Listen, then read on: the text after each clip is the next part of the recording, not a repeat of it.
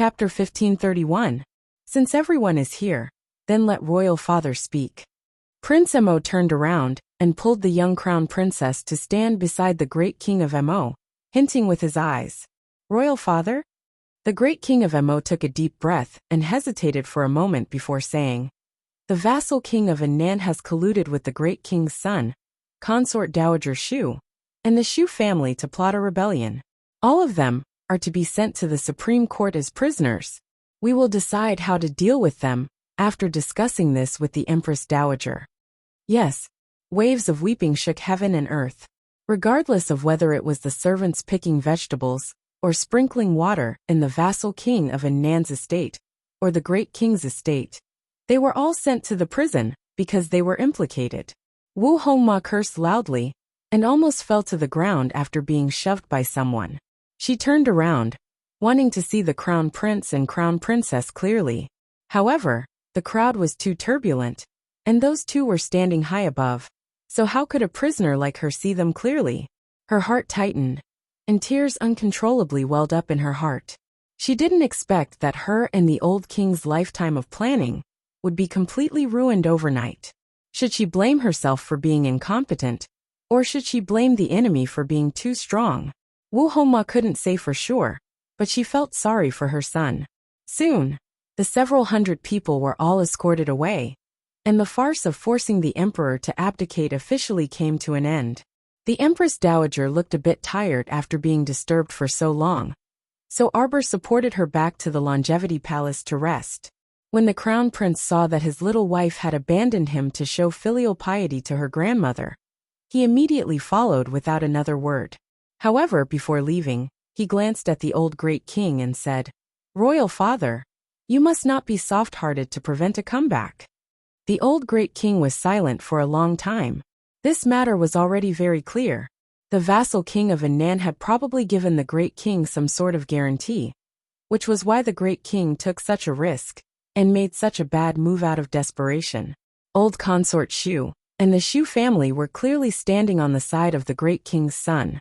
They colluded with the vassal king of Nan's estate and played a pivotal role in this laughable rebellion. The old great king had been in an important position for a long time. He was just a little confused, but he wasn't really stupid. After understanding this, he sighed and left with Empress Zhao.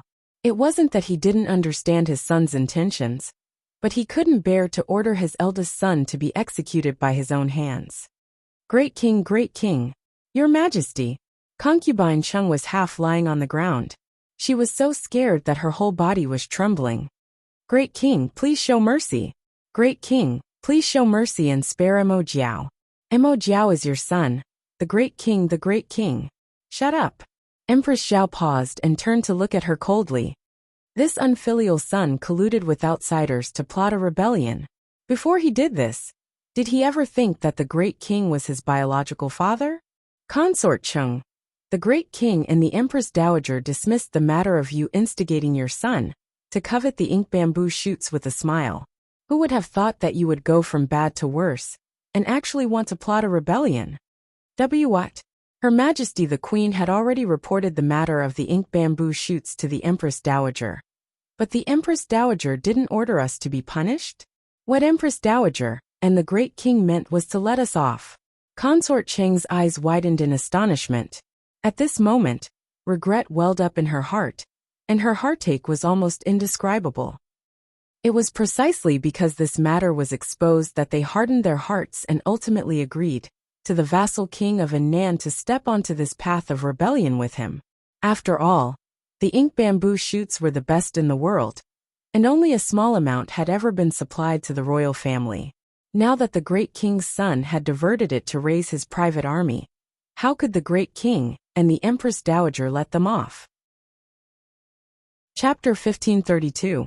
She didn't expect that the great king and the Empress Dowager didn't want to bicker with her and her son. Whoa! Consort Chen covered her face and wept bitterly. She didn't expect anything. She should have thought of it long ago, right? The Empress Dowager and the great king had always been benevolent people. If they hadn't committed the great crime of rebellion, they simply wouldn't have killed her and her son. It was already useless to regret now. Her stupidity harmed herself, her son, and even everyone in the great king's estate.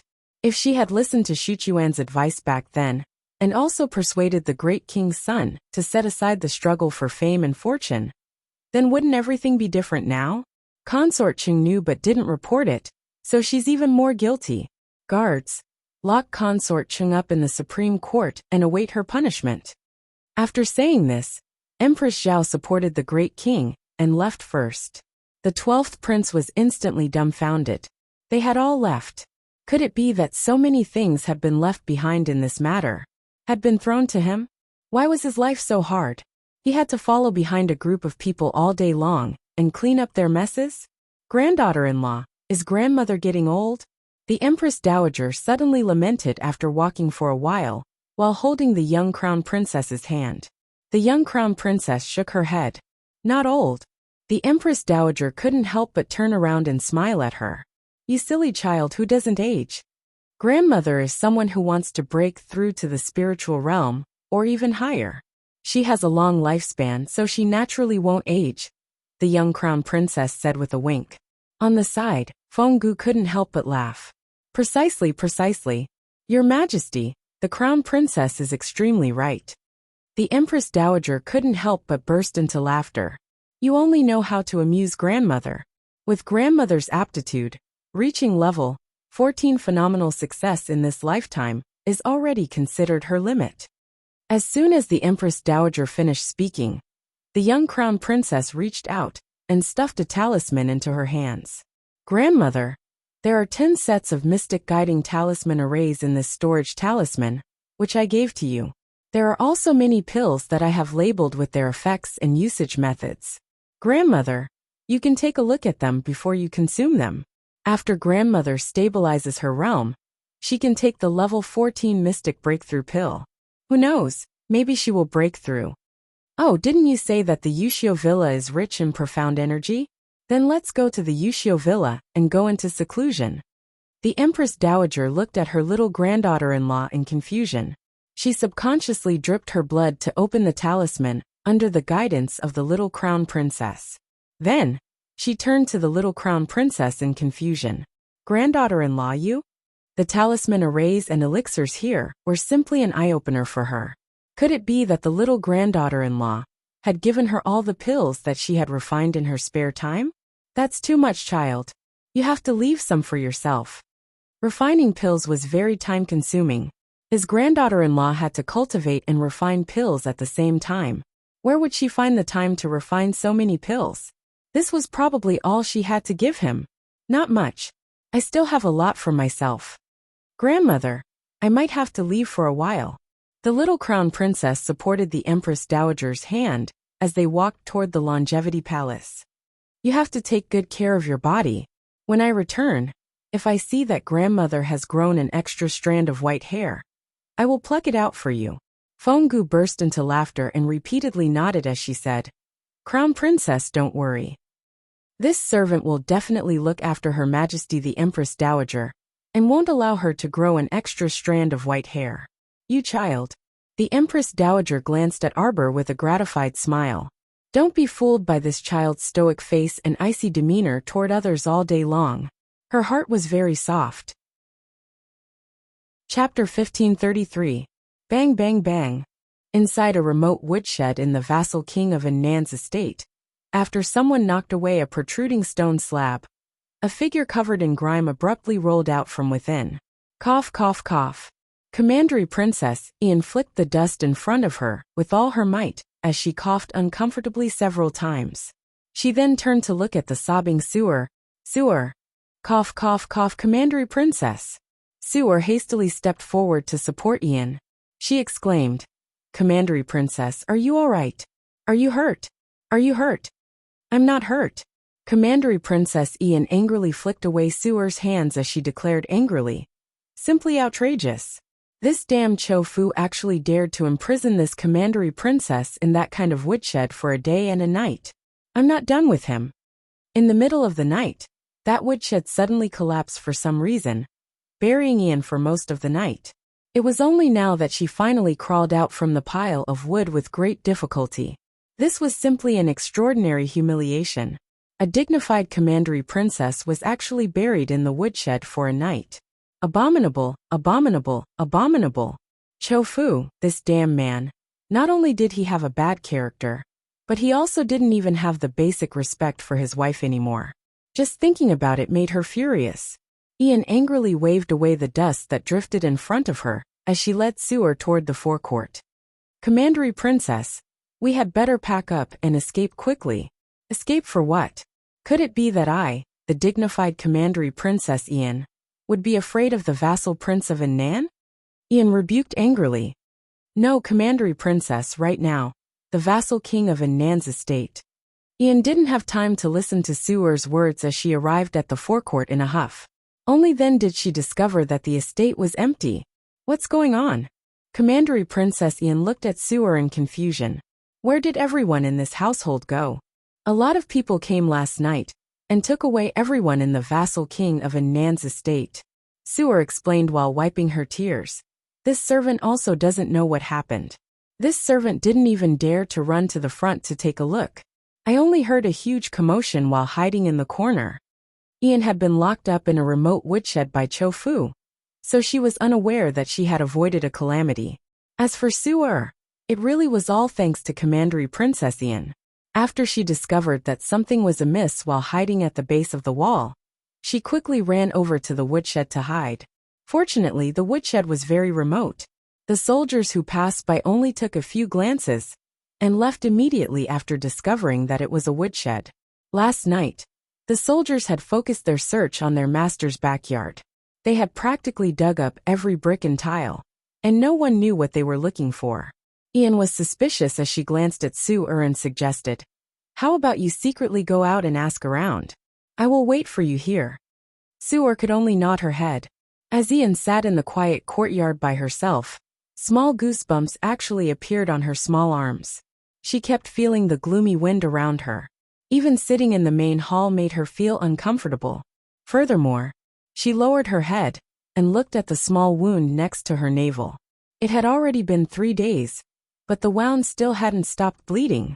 This made Ian feel like she had seen a ghost, and she started to feel anxious. After a few minutes, Sewer ran back in a fluster and said, "Commandery princess, let's quickly pack up some valuables. We really have to escape." What exactly happened?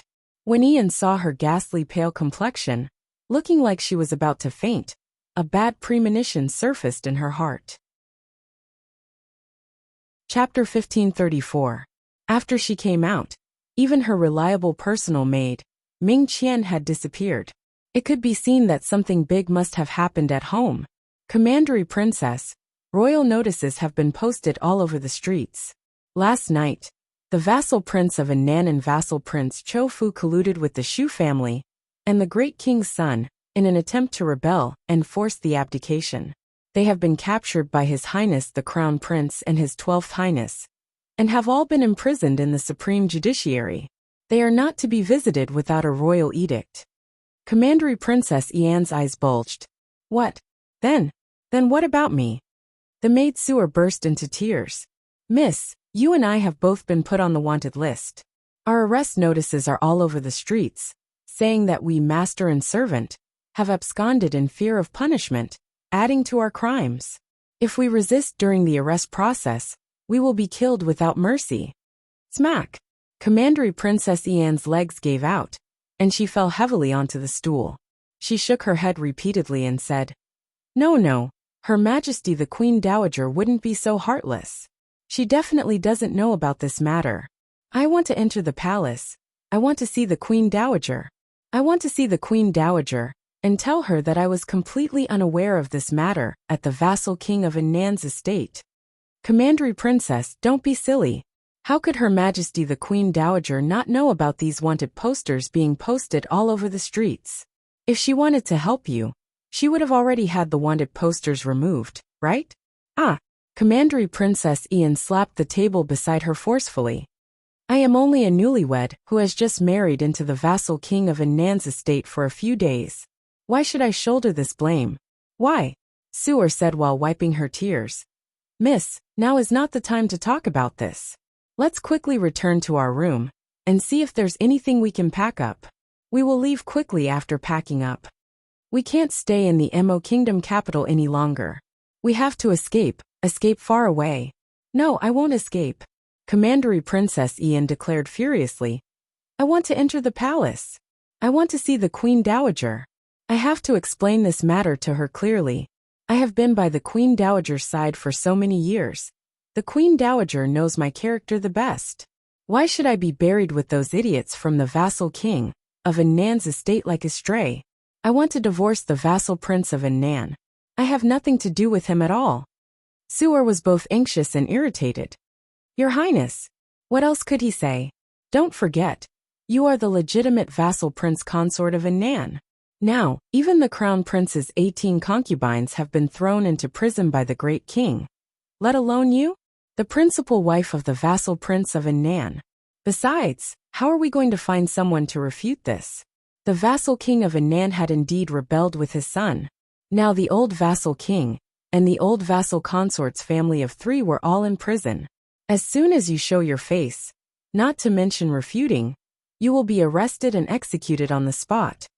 Ian collapsed onto the stool and cried in fury. What did I do wrong? What did I do wrong? God, how dare you treat me like this? From beginning to end, I never wanted to be the vassal prince consort of Annan. Why is my life so bitter? Ian was still weeping endlessly, but Suor suddenly grabbed her arm and pulled her up from the stool. Let's go, Your Highness. What are you crying for now? If you continue crying, there really won't be any more time. At this juncture of life and death, Ian was actually not as decisive as a little girl. The master and servant duo quickly ran back to their room, and they nearly fainted when they saw what happened. They were so infuriated that one Buddha ascended to the heavens and 2 Buddhas left their bodies. Chapter 1535.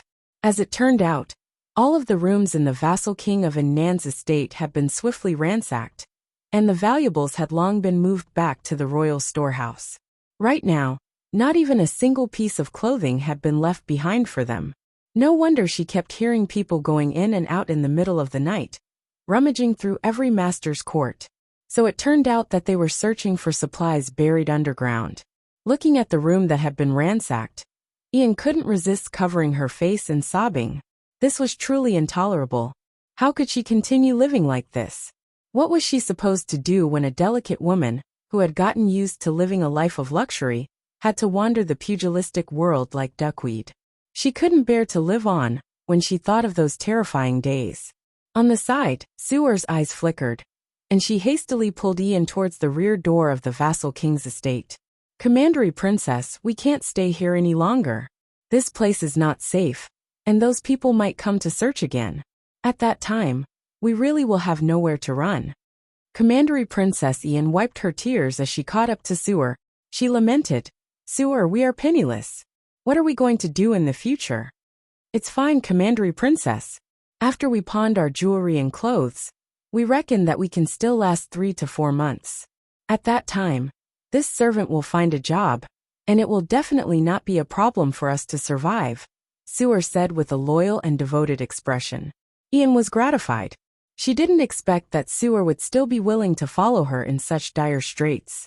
Suor took out a cloth bundle from her waist and said to Ian, Commandery Princess, let's put in the precious jewelry and bright clothes.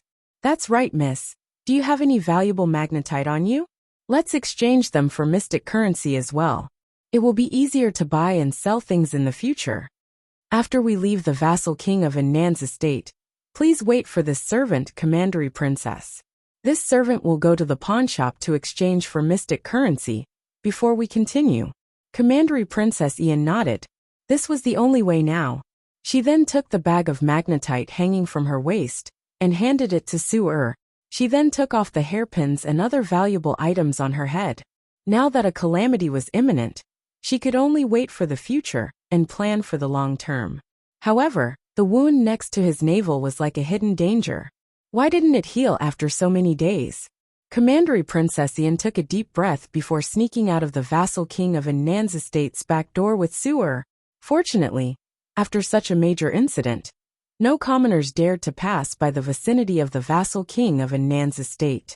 After all, everyone was in danger. Ordinary people were also worried.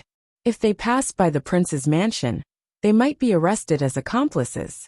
The two of them took off their gorgeous clothes and purposely smeared some mud and dust on their white undergarments. They walked miserably toward the pawnshop stealthily. "Miss, wait for me here. I'll come out immediately after I pawn the items," Sewer secretly instructed. Seeing that the road was filled with patrolling soldiers, Sewer was worried and pulled her young miss into a small alley. She reached out to grab a tattered bamboo basket from the corner of the wall and wrapped it around Commandery Princess Ian's head. Sewer had the Commandery Princess squat in the corner before instructing earnestly, "Miss, you mustn't come out. I'll come back to find you immediately after exchanging mystic currency. Don't worry, these jewelry and those magnetite that you gave me can probably be exchanged for 20,000 mystic currency. It's enough for Miss to spend for a while." Chapter 1536. Sewer, hurry up. Come back quickly. Don't make me wait too long. Sewer nodded vigorously before sprinting toward the pawnshop's entrance. Ian couldn't help but sigh in relief when she saw her nimble movements, carefully evading a row of patrolling soldiers, and successfully entering the pawnshop. Although the days were tough, they had to go on, right? Fortunately, Sewer treated her loyally. As long as she survived, she would have a chance to complain to Her Majesty the Queen Dowager in the future. Presumably, that elderly lady would forgive her on account of their past relationship. After all, she wasn't the one who wanted to rebel. She was just a newlywed who had just entered the vassal king of Anan's estate. Yet she was implicated by the old prince and his son for no reason. She truly was too innocent. She pondered as she waited for Sewer to come out of the pawnshop. However, as time passed, Commandery Princess Ian's legs were numb from squatting, but Sewer still hadn't returned. After less than an hour, the Commandery Princess, who was wearing a tattered bamboo basket on her head, finally sensed that something was amiss. She hastily lifted the tattered bamboo basket on her head and hid in a corner. She stealthily waited for the patrolling soldiers to pass by. Then, she found an opening and hastily ran to that pawnshop across the street. However, when she entered, she saw that Sewer was nowhere to be seen. Ian hastily walked up and asked anxiously, "Shopkeeper, did a delicate and pretty young lady come to pawn a bag of magnetite and gold and jade jewelry just now?" "Oh, you're talking about that young lady. She pawned 20,000 mystic currency and left long ago." "What?" As if struck by lightning, Ian's body swayed before collapsing limply on the ground. "Sewer, that damn lass actually ran off with the money." The heavens were actually treating her like this. On the second floor of a tea house in the Mo Kingdom capital. She came out. "Young master, that dumb woman came out of the pawn shop." "Ha. She actually only discovered a clue after such a long time. She really is dumb." Cult Master Ding, who was dressed in a gorgeous long robe, lazily leaned against the window. He glanced indifferently at Commandery Princess Ian, who was walking on the main street in a daze, and his lips curled up into a mocking smile. This servant thought that young master really didn't want Princess to return the 20,000 profound coins. "So you were waiting for it here." Bao Yin giggled and clapped her hands with a carefree expression. Previously, when young master had disguised himself as Xenu, to get close to that Commandery Princess Ian, she had almost been disgusted to death. That Ian was two-faced. She clearly wasn't of much help to the young master. Yet she dared to demand an exorbitant price, asking the young master to forgive her 20,000 yuan debt. She was simply crazy. Penniless, falling from the clouds to the bottom of the mud. "Tsk, quite pitiful," Cult Master Ding murmured. His fingers pinched the white jade cup, and he raised his head to drink the wine. "Let's go." He stood up and brushed his sleeves. His lips curled into a cold smile. Bao Yin was right. Since it wasn't of any help to him, why should he benefit from it? Bao Yin simply did not know that her young master had transferred all of his anger from Prince Mo onto Commandery Princess Ian. That's right. That's what Cult Master Ding was thinking. This Ian didn't help him to the end. She had said that she would let him enter the palace, but before he could properly speak with darling Xiao, that damn crown prince had rushed over. It was all this Ian's fault for not arranging everything properly. If it was her fault, then it was her fault. That's why she deserved this outcome. As for that loyal and devoted maid, Seward, Cult Master Ding's gaze was meaningful. He wished her good luck. Chapter 1537. Young Master, don't disguise yourself as a lowly servant girl next time.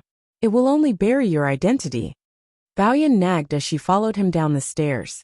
She was very disapproving of young Master's disguise in order to get close to Commandery Princess Ian. It was fine if he had pretended to be Miss Xinyu, since Miss Xinyu's identity was still rather noble. But this time, in order to get close to Ian, young Master actually pretended to be Su that lowly servant girl. This really disgusted Baoyan to death. That damn servant girl. What right did she have to dare to make young Master pretend to be her? Her death was not in vain. Baoyan's eyes flickered.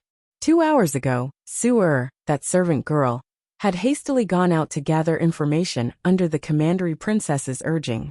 Just as she was about to squeeze into a small alley, Cult Master Ding, who had followed her, knocked her unconscious. Cult Master Ding squatted down with a grin, and personally undid Suer's outer garment. After a series of crackling bones shuttling back and forth, Ding Yun's body suddenly became as tall as Su and his appearance also became identical to Suer's. He unhurriedly put on Suer's outer robe, buttoned it up, and tied his hair into the same bun as Suer's. Only then did Cult Master Ding turn around with a smile and say to Baoyan, who had a fuming expression, "All right, go to the tea house and wait for me. I'll come over when I'm done." "Young Master, why go through so much trouble? We can just knock that Commandery Princess, Ian, unconscious, and rob her of all her valuables." Baoyan scoffed. "In any case, that woman only has a very low cultivation. If we want to rob her, she can only obey obediently. What do you know? What's the point of doing this?" Cult Master Ding's gaze turned cold as he gave Baoyan a warning look. "If you continue to point fingers, don't follow me anymore." Baoyan quickly said, "Young Master, I know my mistake." It was Baoyan's slip of the tongue. Humph. Cult Master Ding creased his brows before suddenly chuckling. "This is what's called fun. Look, Ian originally thought that she wouldn't sink in the short term by grabbing onto the last sewer. Who would have expected that her personal maidservant would pack up her bag and run away? Ayaya, just think of how spectacular Ian's expression would be at that time. In the future, I will have nothing. Hee. He really didn't know what kind of wicked taste this Cult Master Ding had. All right, let's not talk about this anymore. Go to the tea house. I'll go meet Ian first. Young Master, what should we do with this girl? Let her be. When she wakes up, she can leave on her own. He's also a poor child." After the young master left, the girl Baoyan lowered her head and glanced at Su, who was lying on the ground.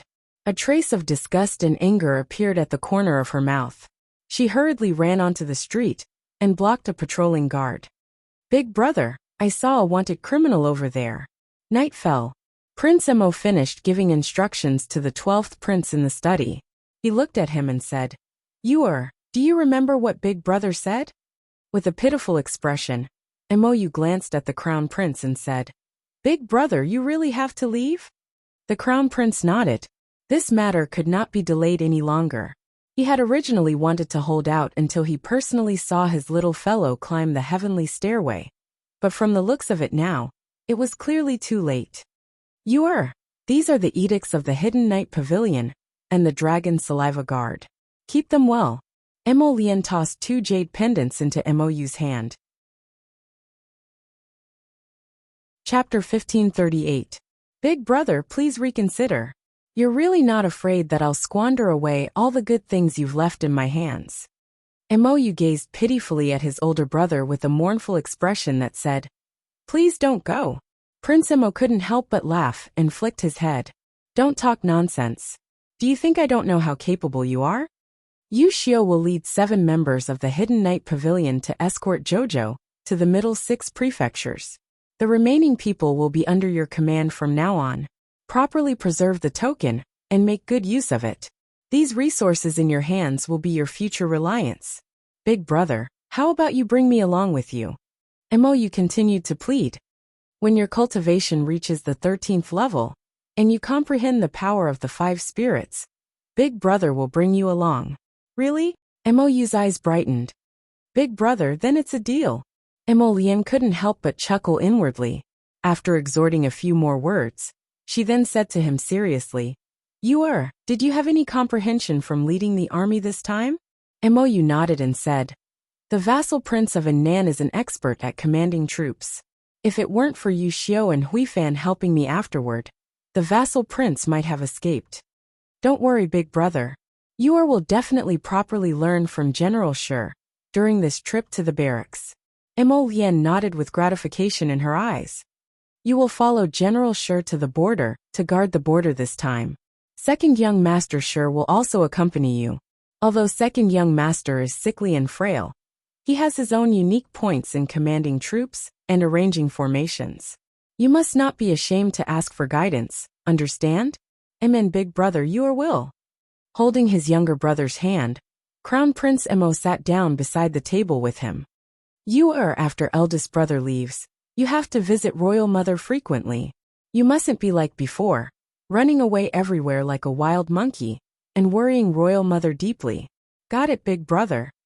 Mo's eyes reddened, and he suddenly hugged Prince Mo. Big brother, you must remember to come back. Truly a silly child.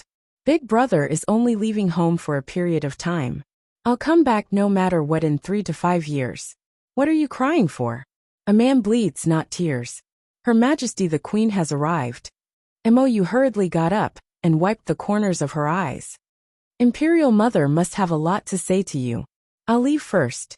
He was worried that if he continued to stay here, he would be like his mother, hugging his big brother and crying. If that happened, where would he put his little face? Mo Lian stood up to welcome her, and led Queen Zhao to the small table to sit down. Empress Zhao dismissed the servants. As soon as she saw her son, her tears fell uncontrollably. Mo Lian hurriedly stepped forward, and obediently knelt in front of his mother. He softly comforted her. Imperial Mother, your son will only be away from home for a period of time. It's not like I won't be coming back. Don't be sad, okay? Empress Zhao wailed. My child, Imperial Mother knew that this day would come. When your father told me this morning, I couldn't believe my ears. It turns out that the elders of the Divine Land had found you long ago. Why didn't you tell me anything? It's just a small matter. There's no need to bother me. Imperial Mother, I promise you that I'll come back in at most 5 years. At least 3 years, okay? Empress Zhao choked with sobs. My child, do you know that although you're not my biological child, I watched you grow up little by little. From Tuanzi's age, you grew up to be such an excellent young man. I've engraved my child in my bones and blood. Mother and son are connected by heart. If you leave now, you're gouging out my heart.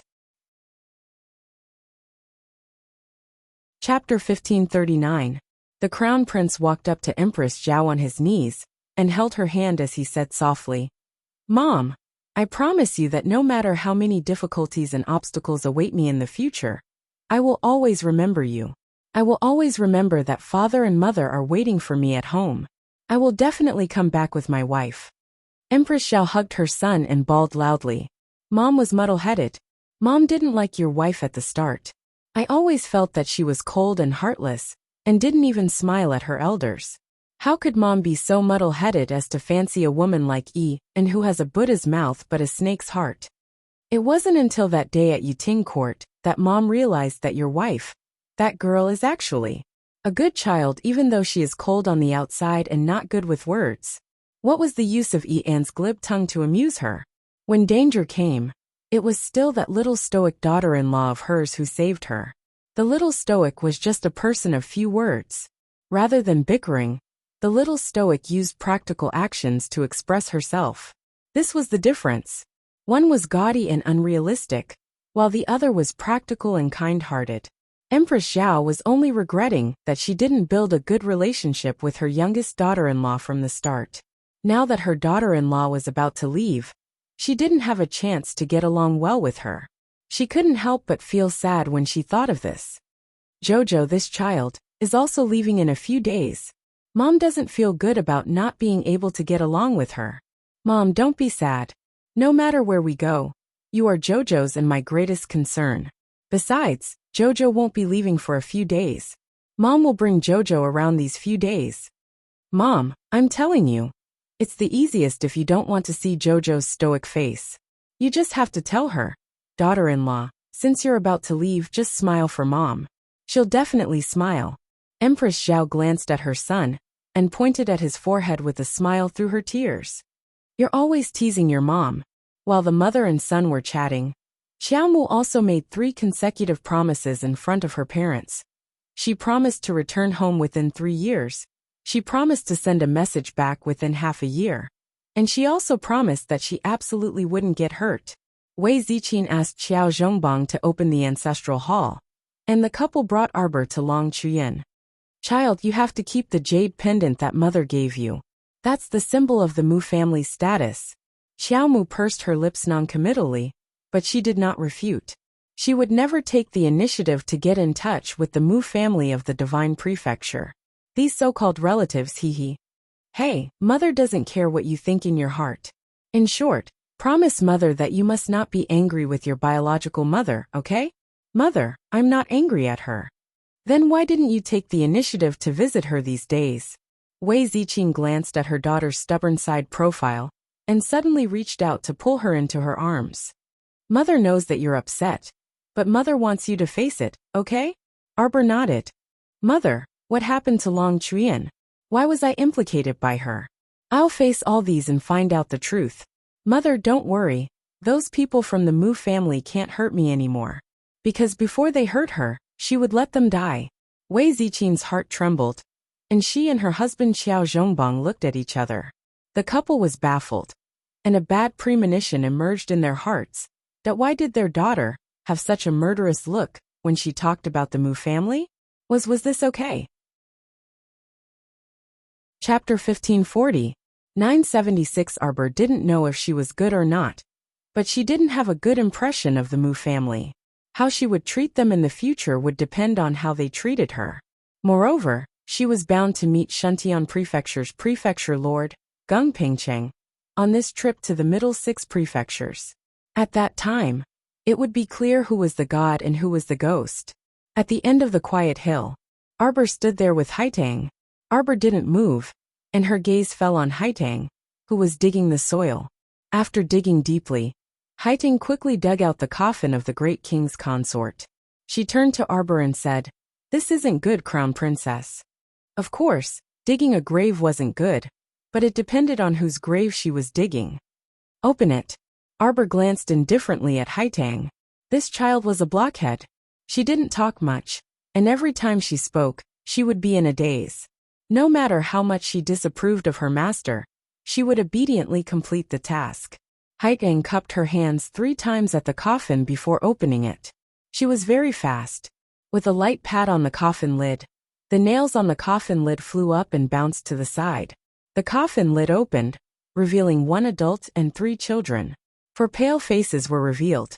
If normal people saw this, they would probably be greatly shocked and scared half to death.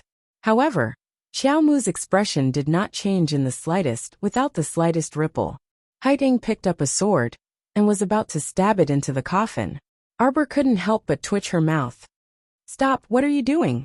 Haitang turned to look at her blankly, her little face full of confusion. "Crown Princess, didn't you dig up the grave of the great king's consort to kill the corpses and whip them out?" "Arbor, I have no grudges with them, why would I do that?" Xiaomu gazed at Haitang exasperatedly. "Moreover, even if you have enmity and grudges, you can just take revenge when you're still alive. Why do you have to compete with a corpse? Boring." The little crown princess naturally had her pride. As she spoke, she seemed to have thought of something, and her eyes flashed slightly. She wondered if Ian was doing well. The little crown princess's lips curled into a sneer. He dared to show off his culinary skills in front of her to please the queen, and even dared to insult her to her face. Naturally, he had to pay the price. He wondered if she had been feeling unwell recently, after eating the pastries with added ingredients. The funniest thing was that the Sumera seed that Ian had placed inside the jasper begonia to trick the Queen Dowager had been turned into medicinal powder and given to Commandery Princess Ian to eat. This kind of poisonous powder had a very strange use. Once a person's body was injured, the wound would never heal. If it wasn't detoxified within half a month, The wound would fester and spread until there was no blood left. Poison. Poison is right. Didn't they know that she would get angry if they kept coveting her men?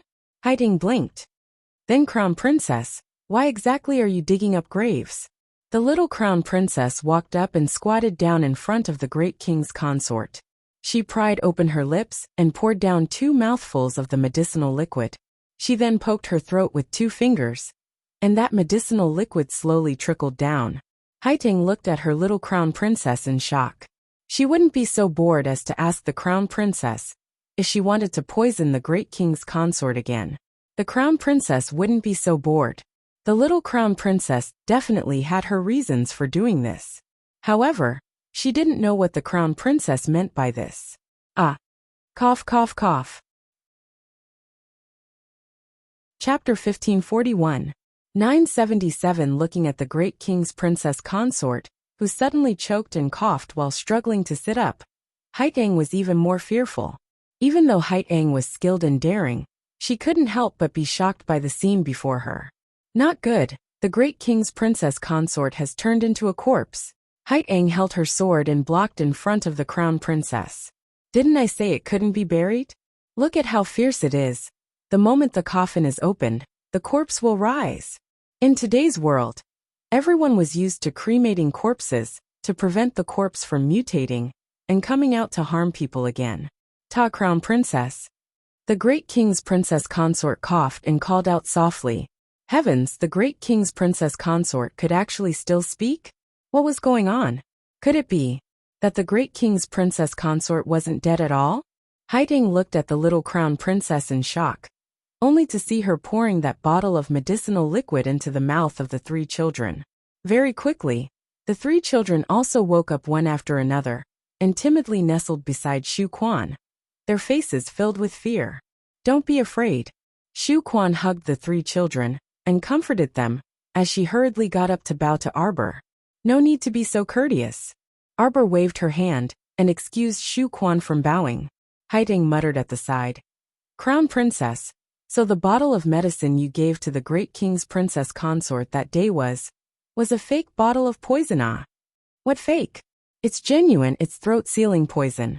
Could a fake one deceive so many imperial physicians? The poison was naturally real, but she also had a way to bring someone back to life within 2 days. Xiaomu swept this dull-witted fellow a glance. She was also present that day, and saw her hand a bottle of poison to Shu Quan with her own eyes. At that time, this lass even asked her with a straight face why she helped Shu Quan. The little crown princess thought that this silly lass had completely understood her intentions, but she didn't expect that. Haha. Was it really a good idea to keep such a strange child by his side? This servant thought that you didn't want the eldest prince consort and her child to suffer the pain of being imprisoned. That was why you agreed to help at the beginning and gave them a bottle of poison so that they could die quickly. After that, when she learned that the great king's son was also involved in the conspiracy, the crown princess became angrier and angrier. She immediately wanted to dig up a grave and whip the corpse to vent her anger on the great king's son. Haiteng scratched her head. Arbor was speechless. This guy's way of thinking seemed to be different from others. Is it really a good thing for you to imagine your own master like this? That was why she was holding the sword and preparing to chop the corpse with a serious face. She really thought that her master wanted to go back on her words and whip the corpse. I didn't think that the crown princess would really save them, Haiteng said blankly. Actually, when the great king's son's consort came to find her master that day, she didn't understand the situation at all. The 2 masters spoke without rhyme or reason, so she stood at the side and only watched and listened without saying anything. When she saw the crown princess give the great king's son's consort a bottle of medicine, and the great king's son's consort thanked her with tears in her eyes, she imagined the plot. What was wrong with that? All right, turn around. Master didn't want to talk to a fellow like you who imagined too much. Haiteng obediently turned around and faced Arbor with the back of her head. Master, when you leave, call this subordinate Arbor. Did the crown prince throw such a silly person to her side just to be funny? The great king's son's consort pulled the 3 children up and lowered her head slightly with tears in her eyes. Thank you, Crown Princess, for your help. Chapter 1542. Shu Quan has nothing else to ask for in this life. Today, I will lead the 3 children far away from the Mo Kingdom capital and go to the mountains and countryside to spend the rest of my life there. The great king's consort held the 3 children and bowed toward Arbor again. Shu Quan definitely won't cause trouble for the crown princess. Please be at ease. Arbor nodded and handed her a bag of mystic currency. Take the things in the coffin with you. Take good care of the children in the future, and don't return to the capital by any means. Yes. Arbor nodded slightly and didn't say anything else. He turned around and called for Haikang to leave together. Shu Quan tightly embraced the 3 children and gratefully glanced at Xiao Mu's back a few more times.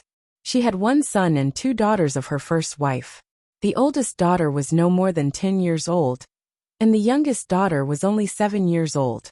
They were at the age of flower buds, so she naturally couldn't let them lose their lives innocently because of the great king's consort's stupidity. Chinger, let's go. Shu Quan tugged at her 8-year-old son's arm. The boy clenched his fists and suddenly flung her hand away. He roared at Shu Quan. Mother, where are you taking us? Why do we have to run away? Don't ask too much. Shu Quan covered her son's noisy mouth and held back her tears. Child, from now on us 4 mother and son will depend on each other for survival. Our days won't necessarily be worse than before. How can our days be better than before? Although Mo Chung was young, he was very astute. Mother, everything you said before was a lie, right? Father didn't oppose at all, right? Wrong. Your father colluded with the vassal king of Nan and the Shu family to force an abdication and rebel. This is an established fact. An icy voice suddenly came from behind the tree. Royal father has already decreed that the vassal king of Nan and his vassal prince instigated a rebellion and stripped him of his title as the vassal king of Nan. As for brother great king and the entire Shu estate, all the direct descendants and collateral branches will be implicated. Although the servants can be spared the death penalty, they will be exiled to the western wilderness. These are all crimes committed by the vassal king of Nan colluding with the great king's son. The cold voice was heard clearly again. Shu Quan's entire body trembled, and she turned her head to look in horror. The crown prince was wearing an ink-colored imperial robe. He wore a fan-shaped jade pendant under a sky-blue dragon pattern belt around his waist. His jet-black hair stood on end like a waterfall. Just by standing there, he exuded an endless pressure, making it hard for others to raise their heads and look at him directly. Shu Quan was extremely flustered. She hurriedly reached out to grab the 3 children and said to them, Quickly greet your Uncle Wang. The 2 little princesses hurriedly knelt down and saluted. However, the son of the great king's first wife, Mo Chung, had an unyielding appearance despite his young age. He raised his head and pursed his lips, stubbornly standing with his back straight and unmoving. I don't bow to my enemies. Shu Quan was both anxious and angry. She was anxious because her son didn't know the severity of his words. She was angry because Consort Chung raised her youngest son by her side and taught him to have such an arrogant temperament. At the juncture of life and death, he still dared to be so stupid. He was simply foolish beyond compare. Eldest sister-in-law, you're a smart person. This woman actually knew to seek help from the crown princess early in the morning. Who would normally not interact with the crown princess, much know that this little fellow was actually a cold-faced but warm-hearted person who attached great importance to her promises. Normal people would most likely beat a retreat when they saw the little crown princess' cold face. Yet Shu Quan knew to take a risk out of desperation. Chapter 1543. She had staked everything on the little fellow, and as expected she succeeded. This wife of the great king's son was overly intelligent, which made people uneasy. This kind of person who knew how to lay low and conceal herself would ultimately be a disaster if left alive. Shu Quan had been paying attention to the crown prince's every move, and when she saw his eyes suddenly turn cold and slightly raise his hand, her heart couldn't help but beat wildly. No, your highness. Please be magnanimous and show mercy. Let my children live. They are innocent, your highness. There are no innocents under the royal authority. Emolian coldly said. Winners are kings and losers are bandits. The great king's brother lost, so he has to pay the price. Letting the tiger return to the mountain would only invite fire to burn oneself. He had never been a kind-hearted person, especially this 8-year-old child in front of him, whose eyes were currently leaping with flames of hatred. How could he let it go? Once the seed of hatred was buried deep in one's heart, it would eventually grow into a towering tree one day. Once it was instigated and used by someone with ulterior motives, the consequences would be unthinkable. Before he left this star field, he had to pave a smooth path for his 12th brother. Anything that could become his stumbling block, he would eliminate it without hesitation. Don't say that he was ruthless, it was just that their standpoints were different. Suddenly, Shu Quan picked up a thick tree branch from the ground, and under everyone's unexpected gazes, she ruthlessly struck at her own son. She grabbed Emo Chung and abruptly smashed his knee a few times, until that child's left knee fractured and fainted from the pain. Your Highness, please show mercy. Shu Quan can take these children and personally write an oath binding the heavenly law. In the future, they will definitely not become a tool for someone with ulterior motives. I will also properly teach Chung and absolutely won't let him repeat the mistakes of his past and follow in his father's footsteps, coveting things that he shouldn't covet. Shu Quan's hair was disheveled and her entire body was soaked. She heavily knocked her head on the ground, and a bulging mystic coin pouch fell from her chest with a bang. The crown prince's gaze fell on that brocade pouch embroidered with an ugly lotus flower, and his gaze softened. Ever since the little guy learned how to embroider lotus flowers, he liked to embroider lotus flowers on his sleeves, neck, pockets, and even socks. The crown prince gazed deeply at Shu Quan. Then his gaze fell on Emo Cheng's left leg without any warmth. Shu Quan was very smart. It seemed that the child's leg could not be cured in the future. As a cripple, it was naturally impossible for him to reach the top and sit on the throne. He had lost the value of being used by others. So naturally, it was impossible for him to be targeted by people with ulterior motives. Shu Quan was trying to make him feel at ease. The crown prince glanced at her indifferently and nodded. I hope you'll take care of yourself. Hui Feng led a dozen or so people behind the crown prince, and when they heard this, they couldn't help but be startled and look up at their crown prince. However, the crown prince had already turned around to leave. Hui Feng and the others exchanged glances before quickly following after him. Your Highness, are you going to let the great king's son off just like that? Emo Lien nodded with an indifferent expression. Thinking of the bulging profound coin pouch embroidered with lotus flowers, she sighed and muttered to herself, it's better not to disappoint her.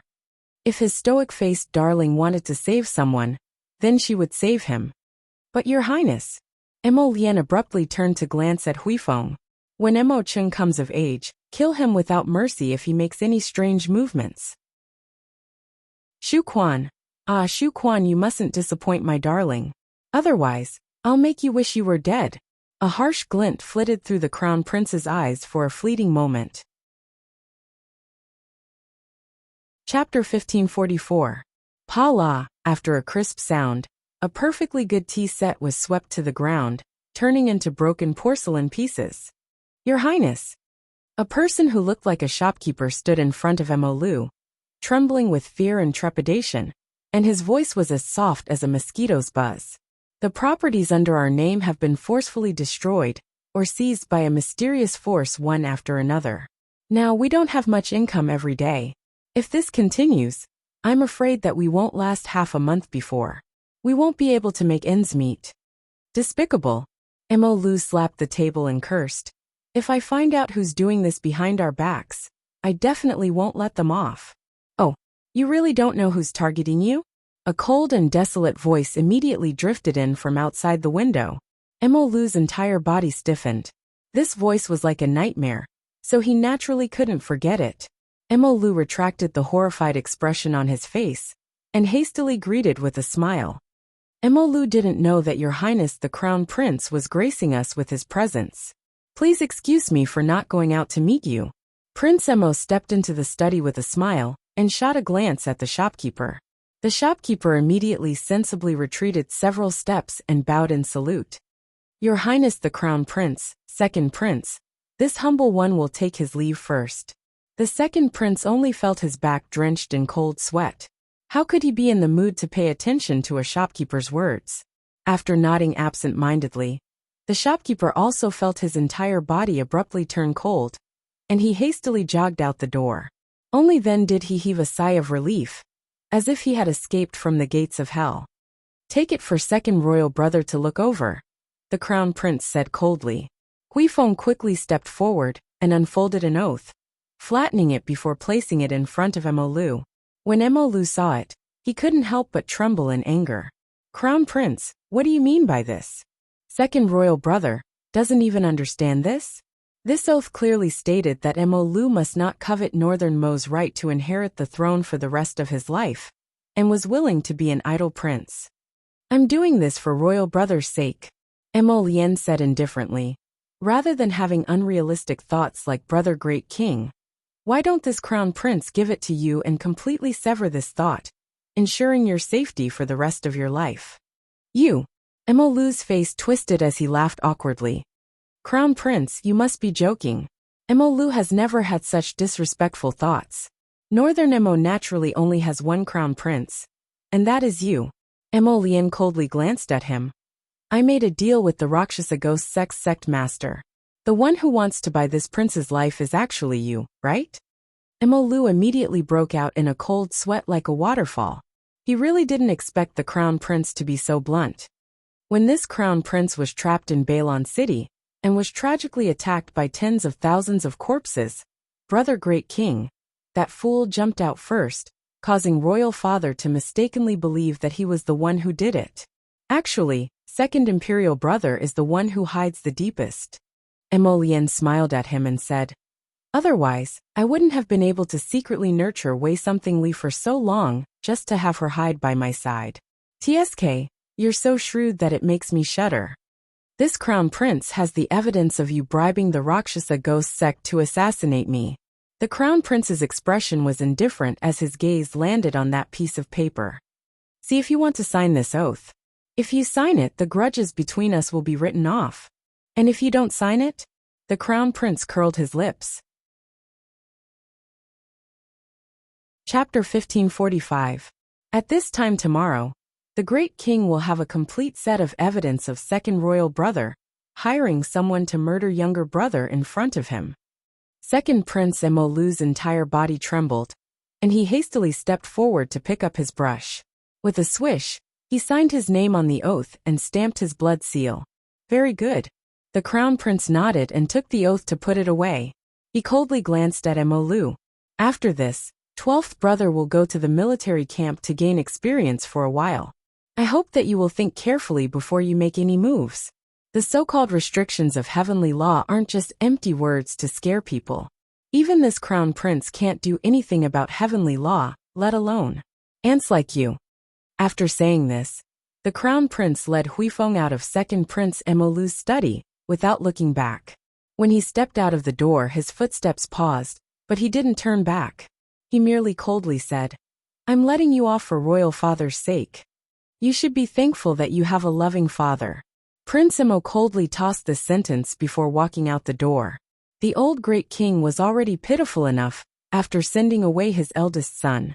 If he also lost his second son, his body probably wouldn't be able to bear it. He was purely thinking for royal father. Otherwise, Emo Lien stepped out of the second prince's study and looked up at the horizon. She sighed softly in her heart. It's time to bid farewell to Jojo. Inside the main hall of the Marquis of Jiyuan's estate, Xiao Zhongbang glared at his youngest daughter, Xiao Lin, who was dressed in men's clothing, and energetically jumped out. He fumed with rage and glared at her. What are you doing? Hurry and change out of these nondescript clothes you're wearing. Father, I already told sister. Starting tomorrow, I'll go to the military camp with younger brother to gain experience. If I want to embark on the path of the strong, I must learn to be independent and strong. Of course, the most important thing is still to take care of Xiao Sr. Xiao's son changed into a spirited riding outfit and made a face at Xiao Lin. It's not certain who's going to take care of who, The little monk bit on a small handkerchief and looked pitifully at Arbor as he sniffled. Arbor hugged little Baldy and comforted him. Hey, before the old monk left, he told me that he would come back to pick you up in 3 years. After the new year, let's count it as 1 year. Now there are only 2 years left. The old monk will definitely come to find you.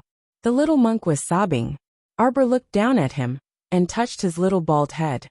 Don't cry. I promise you that I'll be back within 3 years. The journey to the 6 prefectures continent will be difficult and dangerous. I can't bring you along. You stay at home, study hard, and cultivate diligently. I guarantee that you will see me soon. The little monk sobbed for a while and nodded his head pitifully. Wei Zichin's eyes also reddened. All the children had to leave home. Xiao Sun was still so young, and Xiao Lin was just a child. She didn't know if they could take good care of themselves. Mother, a baby eagle must spread its wings and fly high in order to grow into a male eagle in the future. Don't worry, I'll take good care of younger brother along the way. The crown prince heard this the moment he entered the room. He looked at Xiao Lin's youthful attire and couldn't help but smile. Mother, you really don't have to worry. Although Xiao Sun is going to the military camp to gain experience, I've arranged for people to take care of him along the way, and he'll be accompanying you or on this trip. The crown prince glanced at Xiao Lin halfway through his sentence. Xiao Lin, have you really decided? Broken dreams. Chapter 1546. It wasn't a joke for women to enter the military camp, and there were many inconveniences involved. Of course, Xiao Lin's abilities naturally weren't weak. At the age of 11 or 12, she was about to break through to become a level 8 mystic cultivator. These 2 sisters were both monstrous figures. Xiao Lin raised her small head. Brother-in-law, sister has already agreed. Darling Xiao had already agreed, so the crown prince naturally had no objections. The crown prince summoned Huifeng and had him give the oath to Mo Shi, for safekeeping. After exchanging a few words with Qiao Zhongbang, Wei Zichin, and the others, they had dinner before bidding farewell to everyone and returning to the palace. The entire journey, the little fellow sat in the carriage sullenly and didn't utter a word. When the crown prince saw this, he couldn't help but chuckle as he reached out to rub her head. Didn't we agree? Jojo can't not be happy. I'll definitely go to Shentian Prefecture to find you within 5 months. I won't go back on my word. Arbor nudged to his side and tilted her head to glance at him. You're leaving today? The crown prince nodded. Right away. Then you won't be able to watch me climb the celestial stairway. Unhappy. Normally, when this person appeared in front of her all day long, she truly didn't think much of it. But now, knowing that he was about to leave, she didn't feel good in her heart. It was as if she was empty, as if something was missing. She just wasn't happy.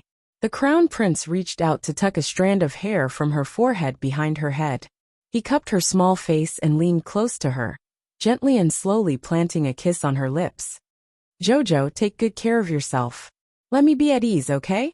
Arbor snuggled into his embrace and reached out to hug his waist with a pair of small paws. You also have to promise me to stay away from danger. You can't let yourself get hurt, and you can't take risks to save time. Upon hearing this, Mo Lian nodded and simply reached out to carry her onto his lap. Wrapping his arms around her body, he rested his head next to her neck and rubbed it. He sighed softly and said, What to do? I haven't left yet, but I already miss you so much. How about you put me in a storage talisman and bring me along? Darling Xiao Lin's eyes lit up as she turned to look at him. Prince Mo glanced at the little fellow's serious expression and couldn't help but chuckle. This little thing had an expression that said, You can put me in your pocket and take me away. It was so cute. I can't hide it from the heavenly Tao. If the heavenly Tao finds out that I brought a helper, do you think it will punish me even more severely? Liar.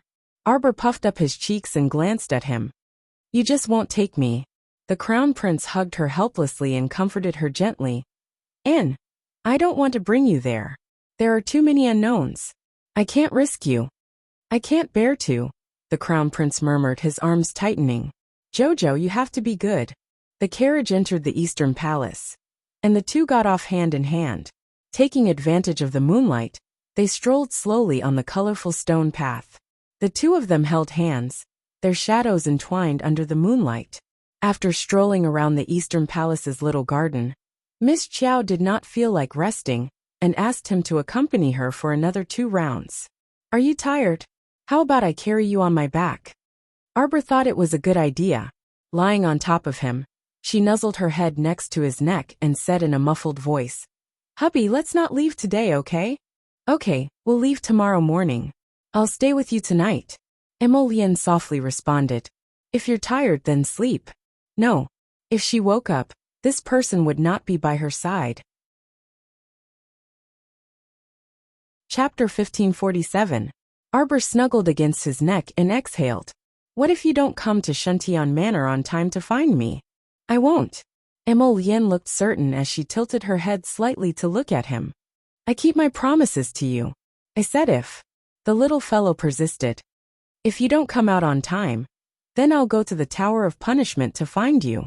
Emolien nodded, not knowing whether to laugh or cry. Okay. Then you and Rotten Peach Blossom have to work hard together. Strive to be released early, and come out to see me together. Arbor gave a small yawn, and wrapped her arms around his slender neck. She muttered to herself, I miss you too, Lien. He hasn't left yet, but she's already thinking about him. Emolien turned to look at the little fellow on her shoulder. She smiled warmly, and raised her hand to rub the back of the little fellow's head. That night, the Crown Prince didn't sleep at all, staring blankly at the little girl in his arms. It wasn't until dawn that he absent-mindedly regained his senses, and looked at the white horizon as the sun slowly rose. He stuffed something into her palm, and kissed her forehead. Only then did he release her hand and leave the room. He walked alone to a door that descended from the sky. Before entering the door, he turned to look deeply at the tightly shut door, and secretly said in his heart, Jojo, wait for me.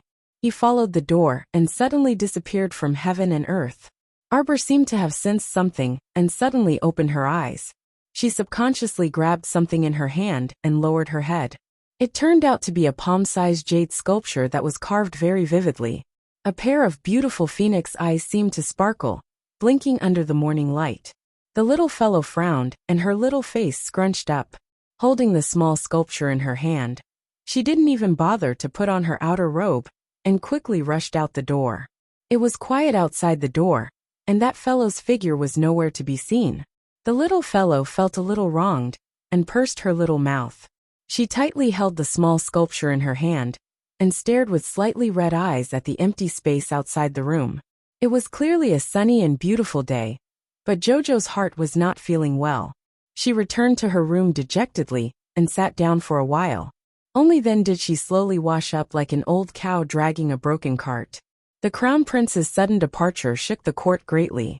Although he had made ample preparations, his departure made many old officials feel as if the sky was about to collapse. Even though the great king had repeatedly assured him that the Crown Prince was only going to the 6 prefectures to seek a higher level of cultivation, and that he would return in due time, he was certain that the Crown Prince would return. However, the courtiers were still listless, and did not have the energy to work. He felt as if the soul of the entire Mo kingdom had been sucked away with the departure of the Crown Prince. Even with the Empress Dowager assisting the great king in handling state affairs, the old great king, who was used to enjoying life, had suffered a lot these days. Mo Sure, and his group left with the prestige General Shi Guangfeng. Other than the second young master, Shi Guangyan, even the third young master, Shi Guangjin, was taken away. Arbor didn't know that third young master Shi Guangjin, this sentimental person, had asked Celestial Medicine Valley's Wenren Ningjing for medicine when Wu family's eldest Miss Wu Xiaosu was dying. However, when Wenren Ningjing saw Wu Xiaosu's condition, she only said 4 words, "No medicine works." When third young master Shi Guang saw that his sweetheart had died a tragic death, he immediately wanted to make trouble for Qiaomu. However, he was stopped by second young master Shi Guangyun, who had outstanding insight.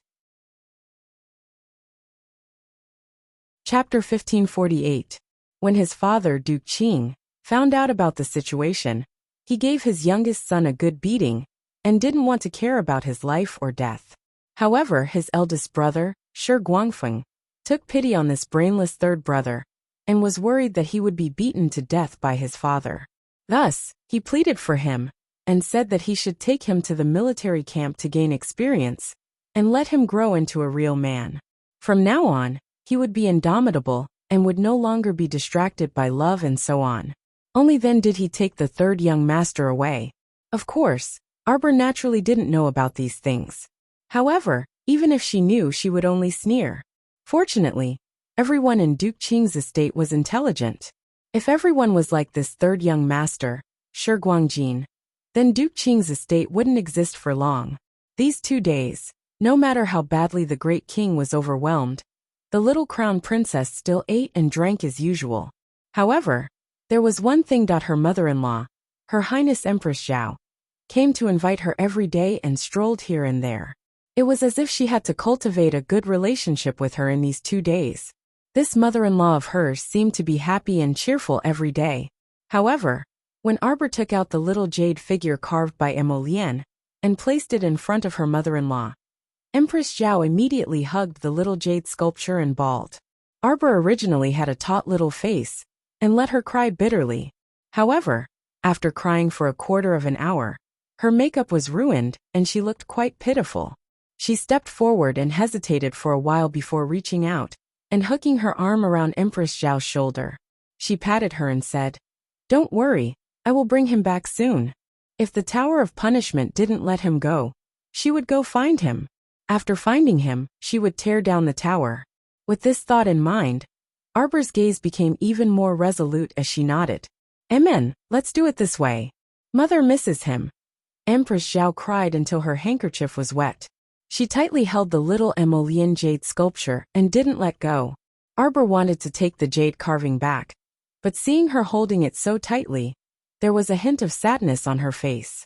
The little fellow's eyebrows twitched slightly, and she said proudly, "Forget it, I'll give this jade carving to you." "Really, daughter-in-law?" Empress Zhao wiped her tears and looked up at her while holding the jade carving. Arbor nodded gloomily. Yeah, he didn't want to give it away. However, when he saw how much she missed her son and thought of his mother, Jojo's heart softened. Empress Zhao's tears turned into laughter. She used her sleeve to gently wipe away her tears. Thinking of the crown prince's words, she couldn't help but feel moved. Suddenly, she grabbed Xiao Qiao's hand and said softly, "Daughter-in-law, mother hasn't seen you smile for so long. You're about to leave. Can't you smile at mother, and let mother have some thoughts?" The little stoic's face was taut with a solemn expression. Empress Zhao saw this little lady blink, as if she had worked hard for a long time, before a stiff smile tugged at the corner of her mouth. Empress Zhao really burst into laughter this time. She reached out to hold the child's hand and lamented, "Daughter-in-law, mother really regrets missing such a long time, and not being able to get along with you properly. Mother is muddle-headed, and only looks at the surface. I've lived for so many years in the depths of the palace, but I'm still so naive. I hope you can forgive mother," Empress Zhao said softly. "Also, mother still owes you a thank you." "No need," the little fellow replied stiffly and said dryly. "We're a family, there's no need for this." Queen Zhao smiled. Chapter 1549. This time, the normal passageway to the middle 6 prefectures, that opened once every 10 years, opened above the Mo Kingdom capital. Thus, some cultivators who came after hearing the news, regardless of whether they came to watch the excitement or actually planned to climb the stairway to heaven, had already gathered in the Mo Kingdom capital 2 to 3 days ago. Wei Namfeng and Bailey Shi didn't return. The two actually also planned to climb the stairway to heaven and head to Shuntian Prefecture. When Xiaomi heard that her older cousin Bailey Shi was going to abandon her and head to Shuntian Prefecture, she immediately burst into tears and hugged Bailey Shi's arm, repeatedly saying, "Don't go, ah." Her crying made Bailey Shi's scalp numb, and he hastily withdrew his hand, wanting to run away and avoid her at any moment. Arbor stepped forward and pulled up the bawling Xiaomi. He glared at Bailey Shi and Wei Namfeng, asking, "What are you two thinking? I didn't hear you two mention leaving Seacombe Planet before." Wei Namfeng couldn't help but smile wryly. "Actually, I already had this plan a long time ago. In this world, if you don't advance, you'll fall behind. In order to better protect the country, I feel that I need to continue improving myself. Otherwise, I don't even understand that zombies aren't natural disasters but man-made disasters. A lifetime will pass in a muddle. Bailey, she was even more blunt. Mo Lian is already so strong that she can cast aside all worldly affairs and seek the right path for cultivation. Why can't we do the same? Xiaomi immediately burst into tears and shouted with all her might. I'm going to. Wei Nanfeng rolled his eyes at her. What are you going for? Back then, I told you to cultivate properly. How could you listen? You're a measly level 6 mystic cultivator, so you naturally can't climb the stairway to heaven. Alright.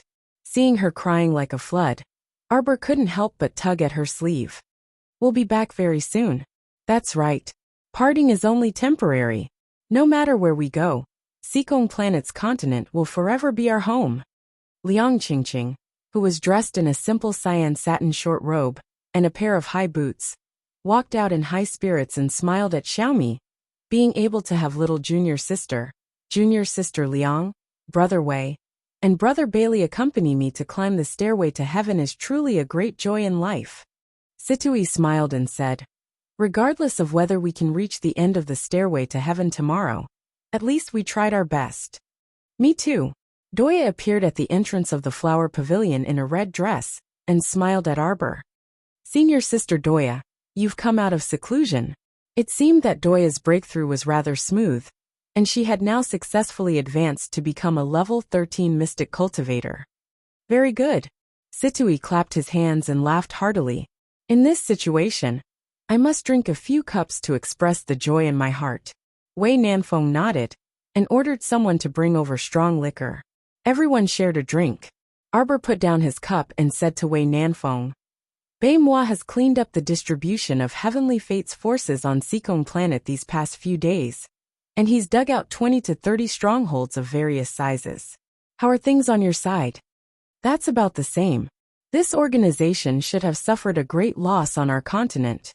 I'm afraid they won't be able to do anything in the near future. The path to completely purging Heavenly Fate's people is long and dangerous. Situi smiled and raised his cup.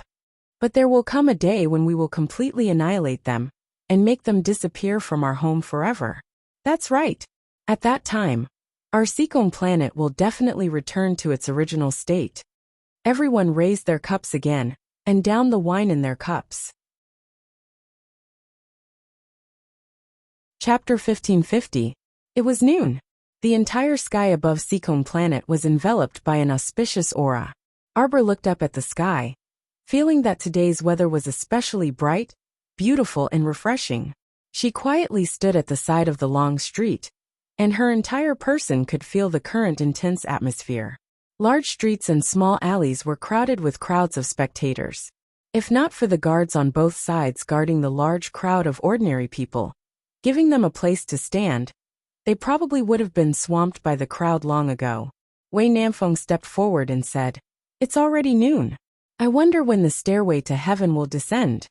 Logically speaking, the stairway to heaven has always appeared at noon in the past, Situi also muttered. But now that the time was almost over, the stairway to heaven actually hadn't appeared yet. He kept feeling that an accident might happen during the stairway to heaven operation this time. Xiaomu glanced at the densely packed rows of people standing around her, big and small. Could it be these masses? Were they also going to climb the stairway to heaven with them? Everyone, please listen to me. Actually, the prerequisite for that stairway to heaven is that it requires the cultivation of an entry-level level 13 mystic cultivator. Moreover, it requires people who have comprehended a trace of the power of the 5 spirits to be able to climb. Liang Qingqing glanced at the crowd of spectators and couldn't help but twitch her mouth. The 5 spirits, the power of the 5 spirits, do you know? Do you understand?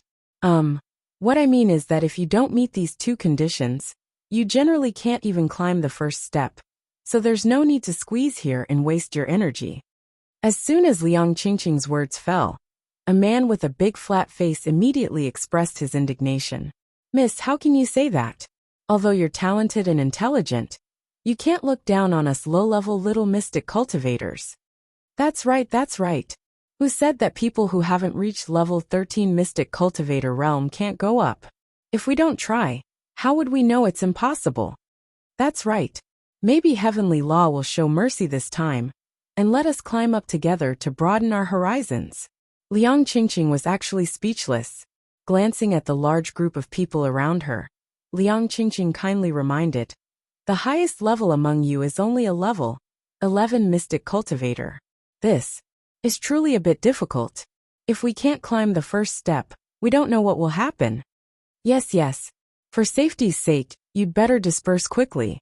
Don't fucking squeeze in here, causing those who really have the strength to be squeezed to the back and buried in the crowd, unable to get over. Isn't this a joke? There was a time limit for ascending the stairway to heaven. If one could not ascend within 6 hours, the stairway to heaven would close.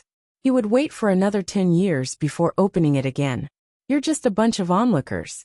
You have nothing better to do, yet you're crowding around here. Don't you know that others are in a hurry? TSK, what right do you have to let us go? How do you know if you don't try? I don't care. I want to climb the stairway to heaven.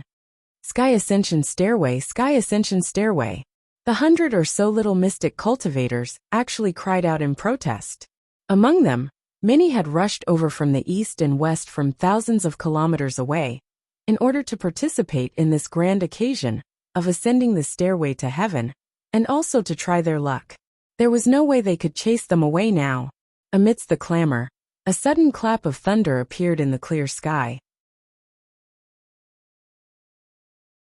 Chapter 1551. The door is here. Everyone excitedly looked up. Thousands of miles below the sky, layers of cloud-like stairs appeared one after another. They tilted down one by one, as if a cloud ladder had been laid out between the sky and the earth. The sky-ascending stairs had appeared.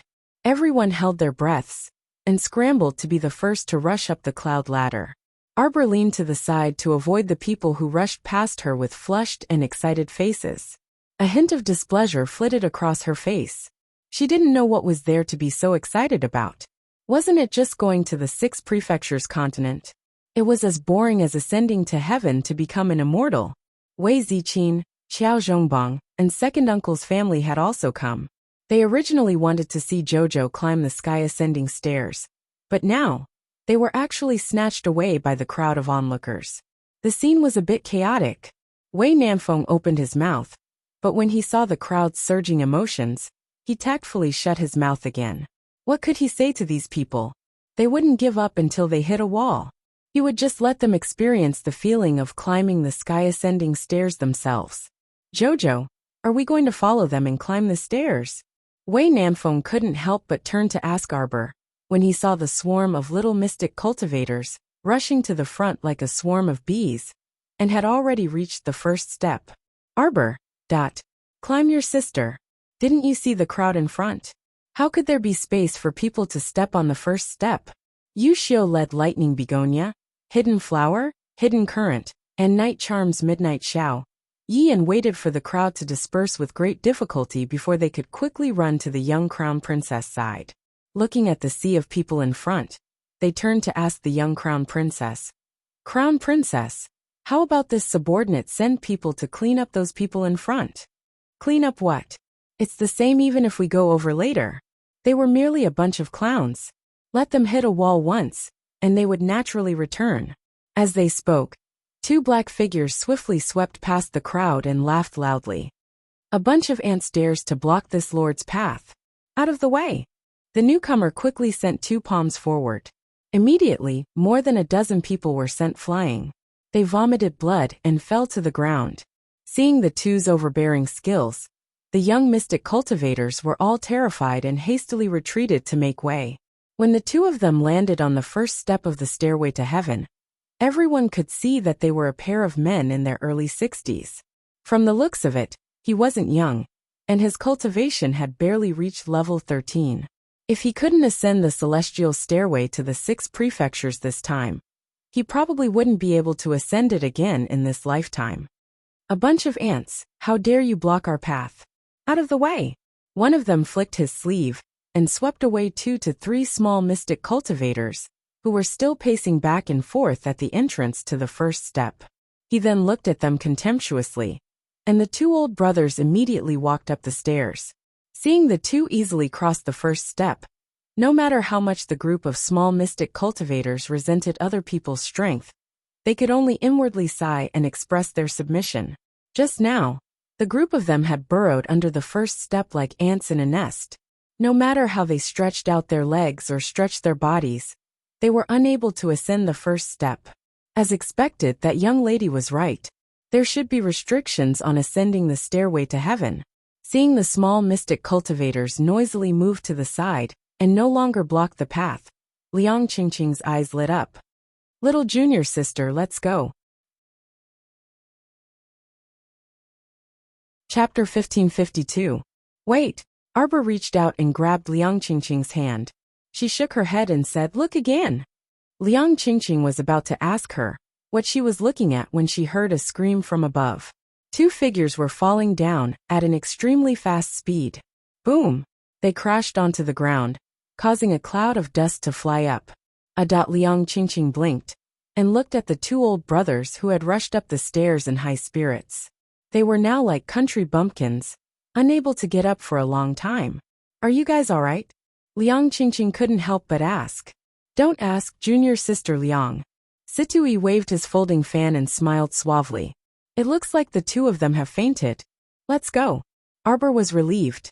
At most, they wouldn't be able to climb up and would be swept down. They would just faint, but their lives wouldn't be in any danger. "What's on the stairway to heaven?" Liang Qingqing asked curiously. The few of them followed Arbor and arrived in front of the first flight of stairs. Arbor looked back at her parents and family and nodded at them. Under her family's expectant gaze, she easily jumped up the first flight of the stairway to heaven. But after she reached the top of the stairs, her figure disappeared in front of everyone's eyes like a fog. Moreover, Liang Qingqing and the rest were clearly behind her just now, but now they couldn't see each other. She was the only one left on the endless ladder that stretched up into the sky. She stood at the bottom of the stairs and looked up at the clouds in the blue sky. Her heart was at ease, and she actually started running up. So what if it was the stairway to heaven? It was just a stairway to heaven. Could it be that she, Arbor, couldn't conquer it? Roar! A roar suddenly came from the stairs in front of her. It was enough to shake her down, but Arbor wasn't moved at all. Her figure flashed, and she quickly rushed up, completely ignoring the roar coming from the depths of the clouds. It was just the stairway to heaven. It wasn't like she had to cross a mountain of swords or plunge into a pot of boiling oil. What was there to be afraid of? Arbor pursed her lips and climbed all the way up, silently counting the number of steps in her heart. After counting, she found that it was already more than 2,700 steps. If someone were to see her now, they would definitely be dumbfounded. He couldn't figure out how this person could climb the stairway to heaven at such an inhuman speed, that at this moment, there was a great distance between them. Situi reached the 993rd floor. Wei Nanfeng and Bailey Shooting reached over 700, while Liang Qingqing reached over 600. Yuxiu and the others had more or less reached the 800th level. Compared to the speed of a normal person, there was no comparison at all. However, Miss Chiao did not know what was going on. She just kept running up. The closer she got to the end of the stairway, the louder the roars of the beasts became. Suddenly, a black bear jumped down from the ladder. Xiaomu leaped up and smashed her fist into that black bear's left eye socket. With a kick, the black bear rolled down the ladder miserably. Situi, who was standing on the 1001st step, took a deep breath and turned his head to look. He didn't know what ghost had rolled down from his side. He felt a little strange in his heart, but he continued to climb up. Bang! It's coming, it's coming. Someone fell down. Someone shouted gloatingly. When the crowd below the ladder saw clearly, the one who suddenly jumped out and roared at everyone was not the person who went up just now, but a black bear. What the hell? Everyone was so scared that they pissed their pants and hurriedly scattered. Chapter 1553. But strangely enough, the black bear that fell from the cloud ladder did not attack anyone else. Its pair of small eyes were horrified, as if it had seen a monster. It glanced at everyone, and then hurriedly turned around, scurrying up the cloud ladder on all fours. In a flash, it disappeared without a trace. Everyone stared speechlessly at the black bear's running figure. They looked at each other. You suddenly fell from the cloud ladder, and scared people half to death. And you still have reason? 8th Princess Mou chuckled. This must be a black bear. Arbor naturally did not know about the following episode. She only cared about climbing all the way up. At this moment, she had already arrived at a large door carved from white marble. This large door stood indomitable in front of her. It was tightly shut, and it was useless to push. There were 5 palm-shaped grooves on the door. They respectively represented the 5 spirits of water, fire, earth, wood and thunder. So that was the case. If someone did not comprehend a trace of the 5 spirits, even if they painstakingly climbed up the cloud ladder, they would not be able to enter this door at all. Therefore, there was simply no need to wait for Situ Yi and the rest, because the heavenly Tao would not allow everyone to enter together. It was testing one's cultivation, and the 5 spirits respectively. Naturally, it had to separate everyone, and consider them individually. She could only wish Situ Yi and the rest good luck. Without any psychological burden, Miss Chiao first reached out, and pressed on the grooves that represented the 5 spirits. It did not require much effort, nor did it require you to inject spiritual energy. This groove was only to sense if there was a spirit meridian in your body. If there was, then it would be fine. The door quickly opened in front of Arbor. Just as Miss Chiao was about to step in, she saw many crooked words engraved on both sides of the door. This door was really too tall, and those words were engraved very high. Therefore, Arbor did not notice at all at first. Now she realized that there were many names engraved on it. The format was uniformly written. Who was here? Arbor tilted her head, and thought that since everyone had left their names, then she should leave one too. Thus she suddenly flew up, took out a gold-beaded talisman pen, and engraved a few delicate and pretty words. Miss Chiao was here. Then with a flash, she entered the door. An hour later, Situ Yi was the first to arrive at the white marble door. Following that, he discovered Miss Chiao's message. Senior brother Situ thought to himself, this must be a message that junior sister left for everyone. She's telling them that she's already gone in first, and that they should hurry up and follow. Yes, that must be the case. In that case, he had to leave a secret signal for his brothers behind. Thus, Situ wrote a few words beside Darling Chiao's handwriting. Senior martial brother Situ was here. Then, he entered the door with a satisfied expression. After that, everyone followed suit and left their names. As a result, after 100 years, the new talents had no place to leave their notes. They pointed at the white marble door, commenting on the ugly handwriting and funny comments. What senior brother Situ? Whose senior brother are you? That's a story for another day. After Miss Chiao entered the door, she walked through a white corridor. At first, she couldn't tell which direction she was going in. With a flick of his finger, over a dozen rail-guiding butterflies flew out from Paradise Planet. They flapped their wings and flew forward. It wouldn't be too late to let the rail-guiding butterflies wander around and find a way out before following, lest she wandered around like a headless fly. After a while, a few butterflies flew back and flapped their wings to lead the way. Chapter 1554. Arbor immediately followed, following several guiding butterflies into the depths of the white fog. At the same time, in an abandoned old residence on the outskirts of the Mo Kingdom capital, an extremely tight secret experiment was being conducted. A woman's pained and hoarse cries continuously sounded from the small, claustrophobic room. A person's back was facing the night sky, as he toyed with an old metal ghost mask between his slender fingers. A languid curve faintly slid across the corners of his mouth. The high priest died an unnatural death. Simon Manor was exposed in front of people. TSK, so many years of hard work went down the drain. It's truly disappointing. 2 black-clothed subordinates stood behind him. They lowered their heads submissively, and didn't even dare to breathe loudly. Eager for quick success and instant benefits, the high priest was too anxious, so his identity was exposed. From the very beginning, when the mystic beast forest used the news of the phoenix egg, to lure people over. People began to suspect him. He's just as stupid as his master. That guy was anxious to destroy the water source, but he didn't make sufficient preparations, so he still failed in the end. The two black-clothed subordinates continued to act as wooden pillars, not saying a word. They, as small fries, didn't dare to meddle in their master's affairs. It wasn't good to respond, but it wasn't good to disagree, either, so they might as well shut up. The stronghold on Seacombe Planet has already been mostly destroyed. We can't continue like this. Go to other lower star domains to continue the experiment. Withdraw all the remaining forces on Seacombe Planet. Withdraw the remaining forces on Seacombe Planet? Did this mean they had to abandon Seacombe Planet, this great experimental ground? But could their master make the decision on such a major matter by himself? The two black-clothed subordinates looked up at their master in shock. Their master's back was facing them. After throwing down this sentence, he strode out of the door. When he stepped out of the door, he suddenly chuckled and said, "Take that woman inside and evacuate by today. Do you understand?" Yes. He decided to give up this useless experimental ground for the sake of better development in the future. Rather than wasting time with the local tyrants on Seacombe Planet, it was better to develop experimental bases in other lower star domains. There were so many lower star domains that could allow them to develop experimental bases.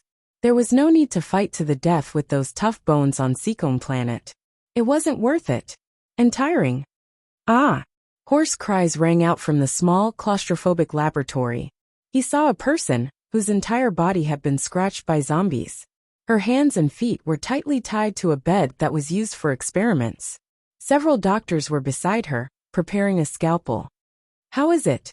A young man wearing a Wuxia mask walked in with a sneer on his face. "Hall Master Gong." The group of doctors hurriedly turned around and saluted the young man. "It's about time." This woman was bitten and scratched by the zombie horde, but miraculously survived.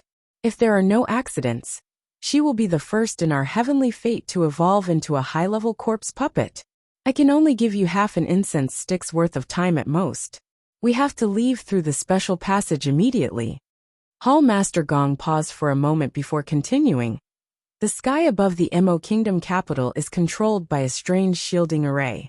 After we leave this time, I reckon that we won't be able to return through this shielding array for several years. That's why you must not leave anything behind. Take everything that should be taken away, especially those important research materials, Hall Master Gong reminded. Yes, Sir Hall Master. This subordinate will definitely handle this matter with utmost care. Roar! The female corpse on the bed suddenly opened her eyes and roared angrily. The area around her eyelids had been gnawed clean, and her pair of bulging eyeballs looked terrifying and frightening. She was roaring, but she already couldn't form a coherent sentence. This is a high-level corpse puppet?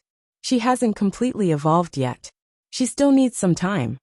Under Hall Master Gong's intimidating gaze, the doctors broke out in a cold sweat. She has great potential. Perhaps she can even evolve into a humanoid special-grade corpse puppet in the future. Oh! Hall Master Gong's eyelids twitched. Ah! The female corpse let out a series of roars.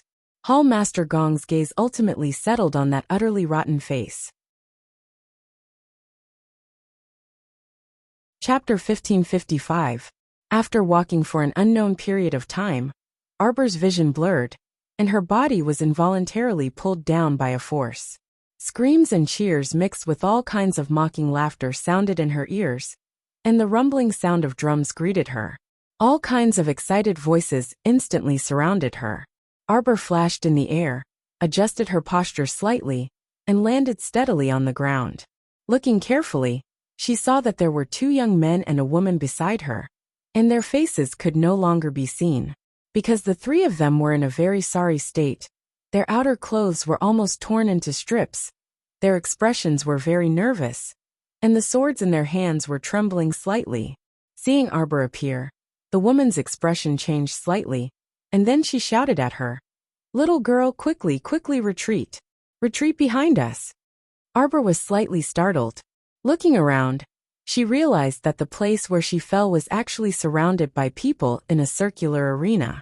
The spectators in the surrounding rows seemed to be watching a feast, and they cheered thunderously. Some excited people in the front row even used the sticks in their hands to knock on the railings in front of them, and they screamed, "Quickly, quickly go! Quickly go! TSK, another little ant from the lower star field has come. My little cuties, quickly use your sharp claws and teeth to tear these ants that crawled out of the cesspool." Oh, oh, oh! Excited screams filled Arbor's ears, causing her to frown instantly, and her heart was filled with displeasure. Noisy, perhaps seeing that this newcomer was not scared silly by the scene in front of her, the man in the front row was slightly stunned, and then he stood up and laughed loudly. A new round of betting has begun. Everyone, let's guess if these ants from the lower star region will be able to leave our thunderclap plains alive this time. Ha ha ha ha. Oh, oh, oh, oh. Everyone in the audience roared excitedly. Their eyes were burning with excitement, as if they didn't mind watching a good show. The two men and the woman looked at each other and took a deep breath. One of the men said, "Princess, if there's a chance later, take His Highness away first." "No. Ji Feng, if you dare to die, I will never forgive you." Oh, oh, oh. Loud shouts came from the outer ring, interrupting their conversation once again. "Haha, what a princess! Let me tell you, entering the territory of our Shuntian prefecture, you can stop calling me Her Highness from the lower star field. We only have the prefecture lord here, only the mercenary king. Whoever is strong will be in charge." Oh, oh. So, an arrow instantly pierced into the mouth of a man, who was yelling loudly with the speed of a clap of thunder. It pierced through her throat and pinned her to the back of the chair. Everyone stared at the man who had been nailed to the back of the chair by an arrow with shock and disbelief in their eyes. Following that man's extremely shocked gaze until his death, he looked towards the opposite arena. A little girl in plain clothes put away the bow in her hand expressionlessly and glanced at them coldly. Noisy. The crowd was in an uproar. Chapter 1556. Fuck. An ant from the lower star domain actually dares to be so arrogant? An accident. This must be an accident. That punk must have been careless for that stoic-faced girl to seize the initiative and take his life. That's right. That must be it. None of Shuntian Prefecture's citizens dared to believe it. It was simply impossible for someone from the lower star domain, who had just set foot in Shuntian Prefecture, to have such great martial strength, unless she was a lucky cat running into a dead mouse, and was able to kill a member of the Leopard Mercenary Group in one strike. The Leopard Mercenary Group was a 3-star mercenary group in their Shuntian Prefecture, so its members had to be around 4-star spiritualists at the very least. Logically speaking, the true strength of these ants from the lower star domain was only around the cultivation of level 13 mystic cultivators. A little mystic cultivator could kill a spiritualist in one strike? Everyone didn't believe it. They only felt that their eyes were playing tricks on them, and that unlucky fellow from the Leopard Mercenary Group was nailed to death by an arrow. Haha, what a laughable weakling. He actually died at the hands of a little mystic cultivator from the lower star domain. If word got out, it would truly make people laugh their heads off. Arbor noticed that apart from the boisterous thousands of spectators in the outer spectator stands, there were also several dozen mid-level winged zombies wandering around the large arena. Many corpses were hanging at the edge of the arena, and it looked like they had just been torn apart not long ago. Arbor blinked and unhurriedly switched to a crow-repeating crossbow. He raised his arm horizontally and calmly pointed at one of the flying zombies. Ugly things should be shot from afar and not allowed to get close to one's body, so as to avoid dirtying one's clean clothes. A crow-gold arrow streaked across the sky at an extremely fast speed. This time, everyone clearly saw what it was. That was a high-grade mystic weapon, and it looked rather out of the ordinary.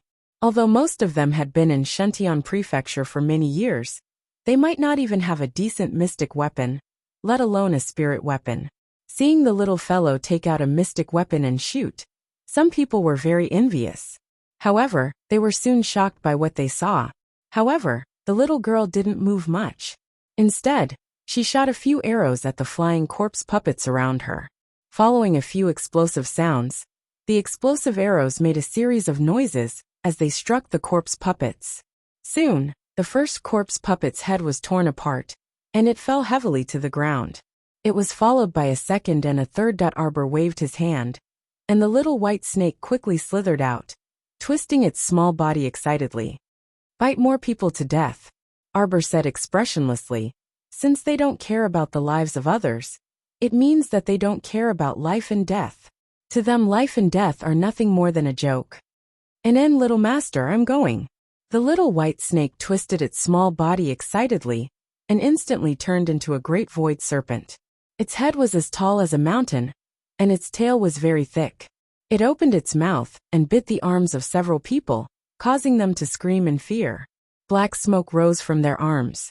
Under the control of the power of the netherworld, some people who were controlled by the little white snake started to fight with other people. At this time, there was no more laughter or applause on the spectator stand. Instead, it was filled with panicked screams and angry roars. How could this be? The arena was in chaos. Chapter 1557. Why did that expressionless little girl from the lower star domain suddenly attack people? Many people in the back row couldn't even be bothered to watch the show. For their own safety, they hurriedly turned around and ran. What kind of joke was this? Previously, when they were toying with those people from the lower star domain, they watched them fight with the corpse puppets on the arena. That wasn't dangerous at all, which was why so many people bought tickets and came to watch. But it was different now. The targets of enslavement had changed to them. How could they continue to happily carry on? Moreover, there were thousands of spectators who bought tickets to watch the battle between humans and corpses. How boring was this? Arbor's lips curled up slightly. She walked leisurely to a middle-aged man. He was the one who sat in the front row seat just now. He looked like the person in charge of this arena. At this moment, that man had already been beaten up by his companions. As the little white snake released its power of the netherworld, more and more people joined their side. This person in charge had been having a headache since the beginning. The battle between humans and corpses was supposed to be exciting, but the spectators were about to be beaten to death. Naturally, he was in a very bad mood. However, when Arbor dragged him to her side and kicked his head, his mood became even more depressed and uncomfortable. Stop. Miss, I admit defeat. So what if he admitted defeat? Even if he admitted defeat, he would still be beaten. Arbor didn't say another word. She stomped her little foot firmly on his face a few times. Tell me, how do you want to die? I can fulfill your wish no matter how you want to die. The middle-aged man trembled all over. This miss, let's talk nicely. Arbor didn't think there was anything to talk about with someone who harbored ill intentions towards her. If not for her great skill and courage, she would be the one being treated like a monkey for everyone to admire. These people deliberately circled the arena and attracted so many corpse puppets just to watch the people from the lower star domain put on a good show. If she was weak, she would be like those people in front of her, hanging on the railings in tatters and being bitten off by corpse puppets. How could such people be forgiven for harming the weak for their own pleasure? Don't kick my face, girl, don't kick. I can provide you with spirit coins. How much? Arbor asked coldly. Spirit coins are probably the currency used in the 6 prefectures continent, probably made from spirit stones. Although she had a lot of spirit stones, she didn't have a single spirit coin. If she wanted to travel around the 6 prefectures in the future, spirit coins would naturally be indispensable. Since someone was so tactful and wanted to offer her spirit coins, she naturally wouldn't refuse. The middle-aged man seemed to have experienced the little stoic's terror, and he licked his lips and said with a smile, 2,000 spirit coins. To be able to provide it to your excellency, hee. Bang! Arbor stomped down, and the 2 men and 1 woman beside him felt their faces hurt. The middle-aged man screamed and cried, Don't step on my little grandaunt. 20,000 for 2. I have 20,000 spirit coins here. I can give them all to you.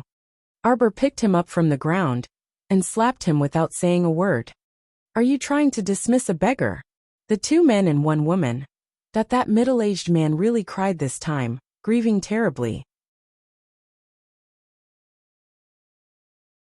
Chapter 1558. He suspected that he might not have looked at the almanac when he left the house today. Otherwise, how could he have run into such a malefic star?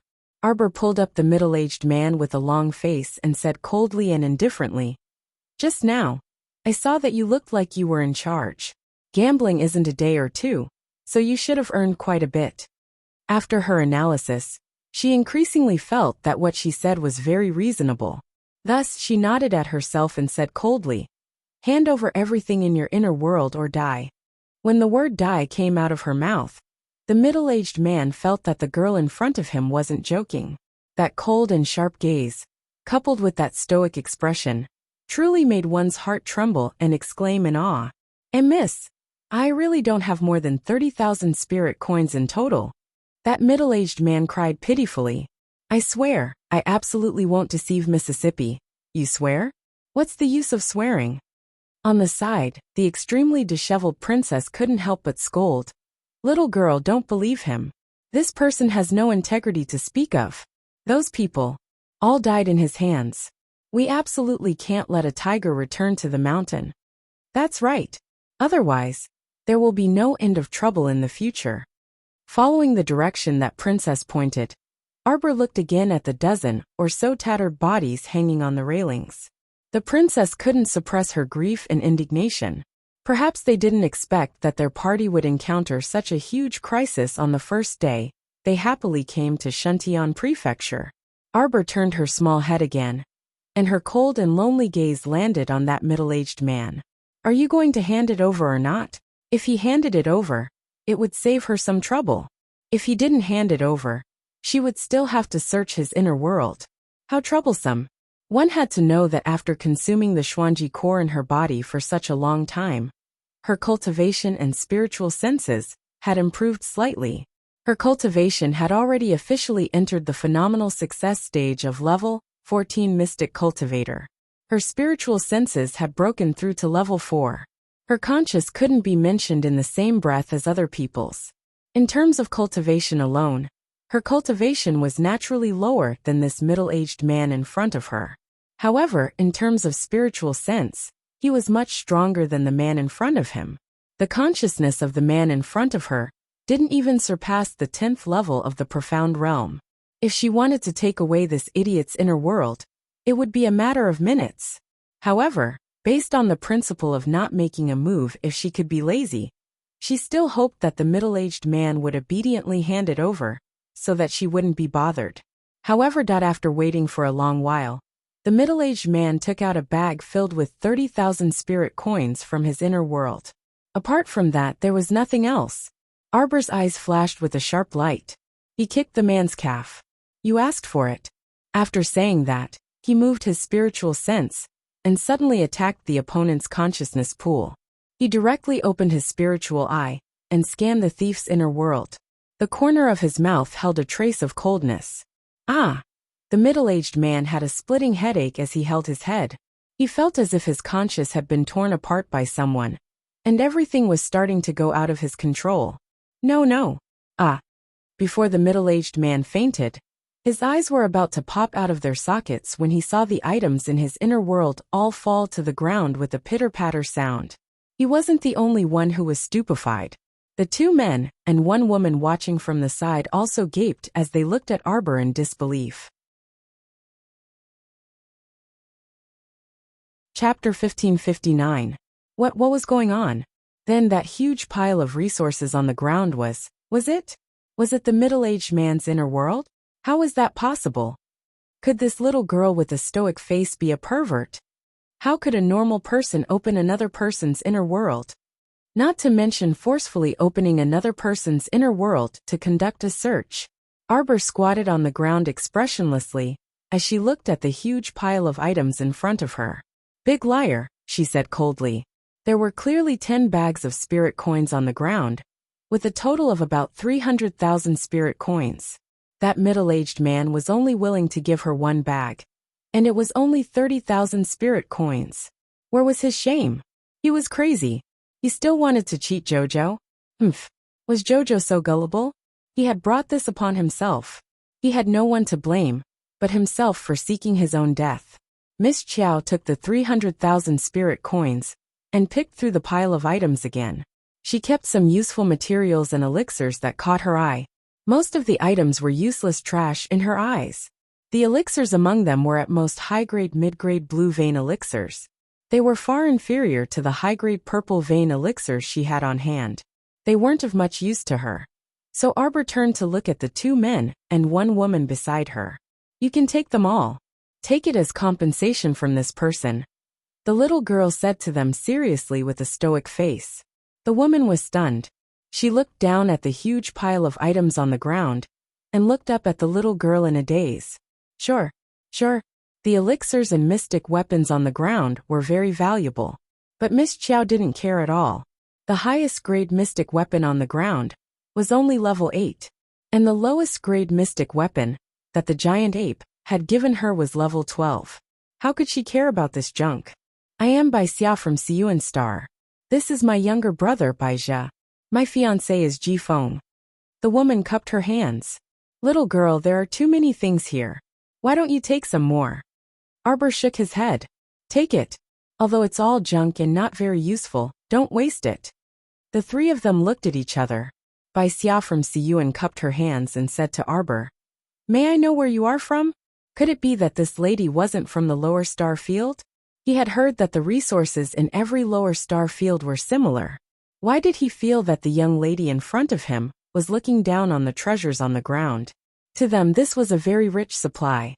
Seacombe Planet Arbor. She nodded at the woman with an indifferent expression, then turned to look below the arena.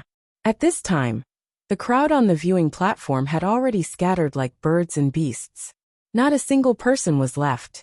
Bai Xia from Siyuan Planet gazed at Qiao Mu in a daze, continuously pondering over Qiao Mu's earlier words. Seacombe Planet? Seacombe Planet seemed to be similar to Siyuan Planet. It was also one of the continents in the lower star domain. Why did the girl in front of him exude the aura of a nouveau riche? Hurry up and clean it up. Arbor pointed to the ground and kicked at the railing at the edge of the arena. With one kick, she kicked down a half-dead zombie that was struggling to climb up. She then rubbed her embroidered green shoes on the ground in disgust. Disgusting. Dirty. Arbor walked to the side in a huff. She took out a new pair of shoes from her inner world and put them on. Only then did her feet feel much better. Chapter 1560. When she turned around and returned to Bai Xia's side, the 3 people had already tidied up everything and stood up. Seeing her come over, the 3 people nodded at her gratefully. Little miss, we're lucky to have you this time to resolve our urgent situation. Now that they thought about it, this little great aunt's methods were really very fierce. First, she shot through several zombies in one go to intimidate the audience. Then she made an example of the audience. They didn't know what method she used, but she actually caused the audience to become chaotic and kill each other. The 3 people's gazes fell on the cute little white snake on the little miss's shoulder. Just now, they clearly saw this little white snake transform into a huge snake that blotted out the sky. It really couldn't be mentioned in the same breath as its current cute little appearance. Arbor didn't say much and reached out to pick up the dying middle-aged man on the ground. This person's conscience had been severely injured, but he was only breathing a little more than a dead person. His gaze towards Arbor was full of terror and terror. You should have some connections to be able to set up a restriction at the lower star domain and the Shuntian Prefecture's passageway. Arbor asked with a frown. Speak. What's your relationship with the Shuntian Prefecture's prefecture lord? Fresh blood oozed from the corners of the middle-aged man's mouth. It looked like he was already gasping for air and wouldn't be able to hold on for much longer. Arbor didn't really want to know who gave the middle-aged man so much power to set up a fighting ring here. In the entire Shuntian Prefecture, apart from the prefecture lord, the people with the greatest power were the prefecture lord's people. Someone who could think of such a sinister method to earn money from the entrance tickets was probably a vicious and ruthless person, and it couldn't be unrelated to the Shuntian Prefecture's prefecture lord. Thinking about it, that middle-aged man earned 300,000 spirit coins just from the entrance tickets alone. No wonder they had to continue operating this money-making business. It was said that the Six Prefectures continent was several dozen times larger than Seacombe Planet's continent, but it was different from Seacombe Planet's continent in terms of luxuriance. In addition, the six prefectures were very far apart from each other. Moreover, there weren't many cities in each prefecture that people could rely on for survival, and the number of spiritual lands for cultivation could be counted on one's fingers. The population of Shuntian Prefecture was 100 times that of Seacombe Planet, but the actual usable city area was about the same as Seacombe Planet. Therefore, every city was basically filled to the brim, especially the capital city of Shuntian Prefecture. That went without saying. The distance between the cities is very far. I heard from Senior that we have to reach the nearest city, Jilu City, before nightfall.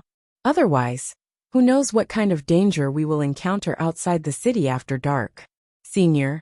Yes, it's a message left by some seniors on Siyuan, who have been to Shuntian Prefecture. Arbor nodded.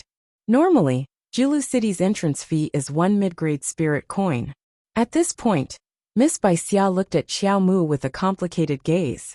The young lady had plundered a lot of middle-grade spirit coins from the middle-aged man, and had become a veritable nouveau riche. She naturally did not care about a lousy spirit coin. Newcomers have just entered Shuntian Prefecture, so there's no need to be nervous if they don't have spirit coins. At the entrance of Jilu City, 100 middle-grade mystic coins can be exchanged for 1 middle-grade spirit coin. It seemed like Bai Xia knew the market here better than her.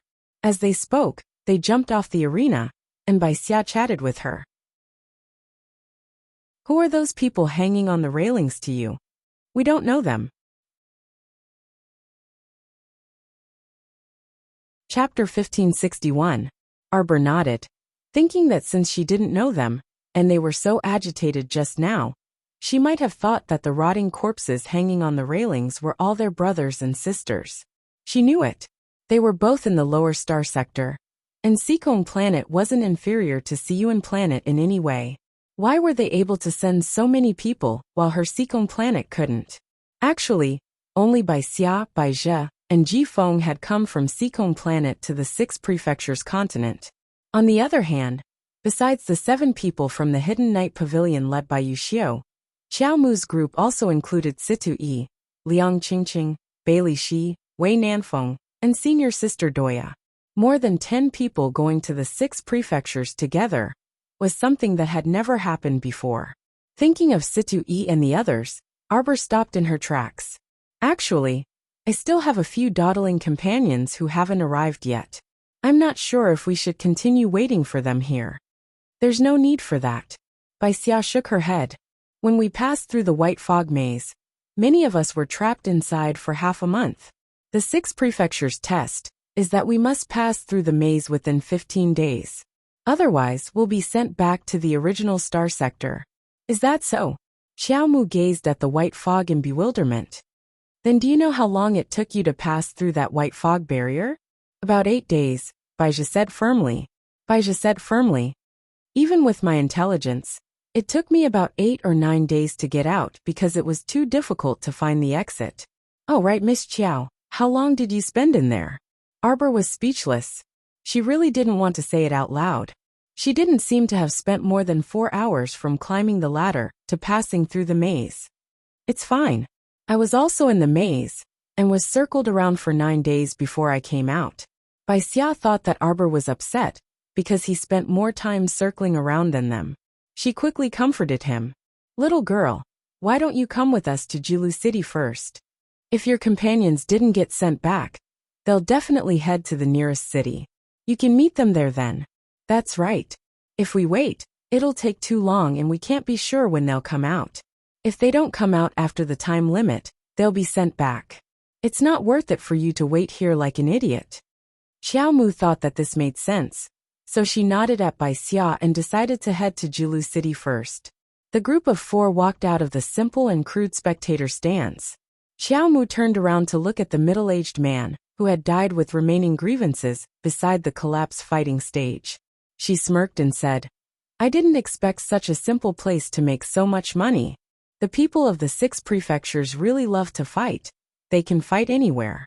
Even if they build a small Jilu city, they can still fight. Miss Chiao, the Thunderclap Plains is just outside of the arena. S. We have to get there before nightfall. Baija interrupted. Otherwise, the consequences will be unimaginable.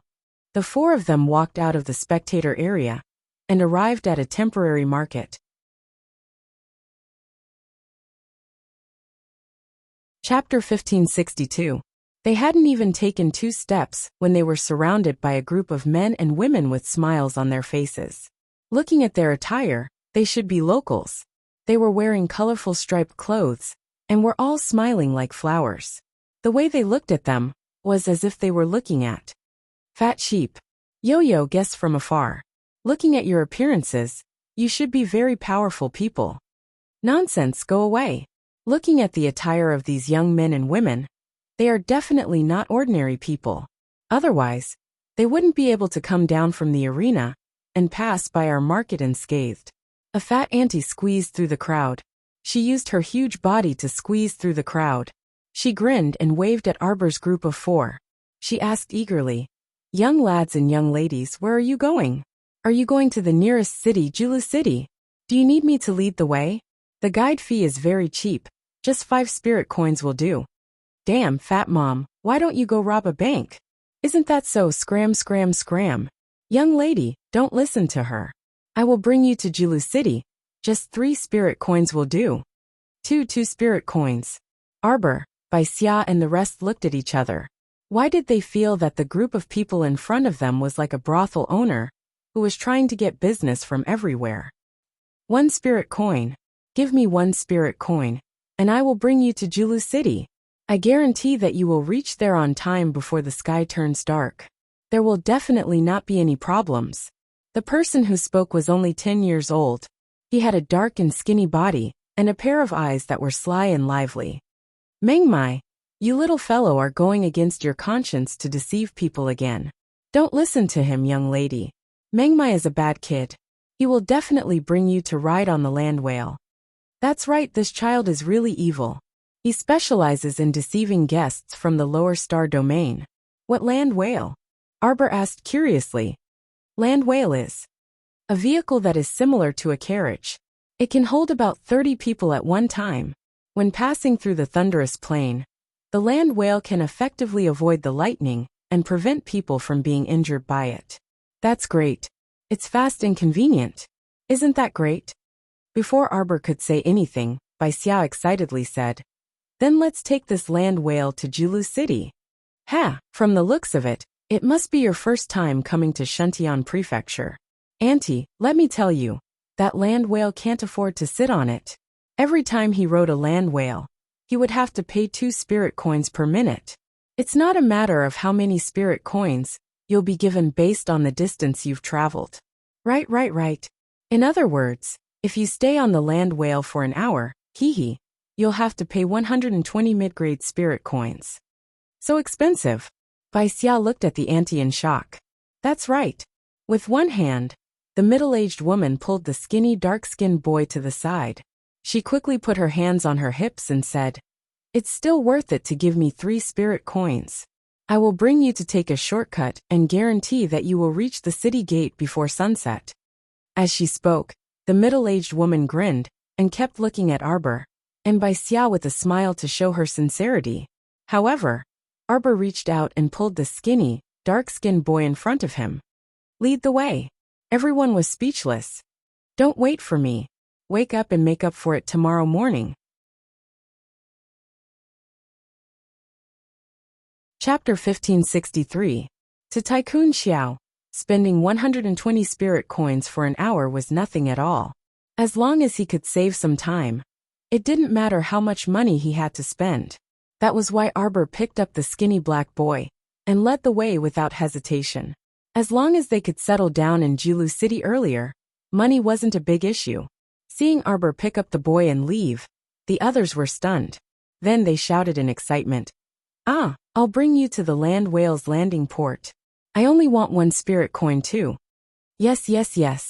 "Heavens, esteemed miss, I can give you half price." So this was someone who didn't lack money. Then why did they have to worry about her?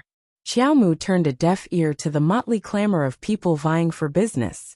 She directly picked up that dark and skinny boy and went far away.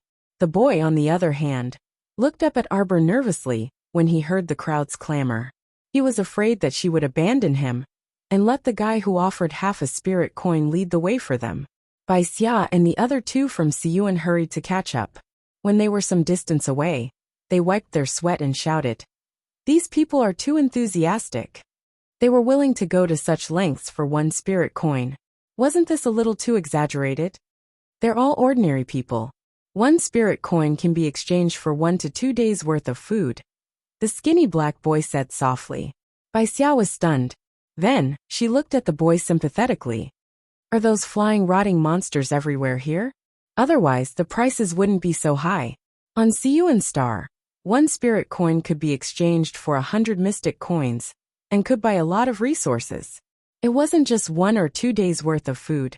Bai Xia and her brother, Bai Zhe, couldn't help but shudder when they thought of those ghastly things in front of the arena. They saw with their own eyes a noble lady from another star field being viciously torn apart by a rotting flying monster. The scene was bloody and terrifying.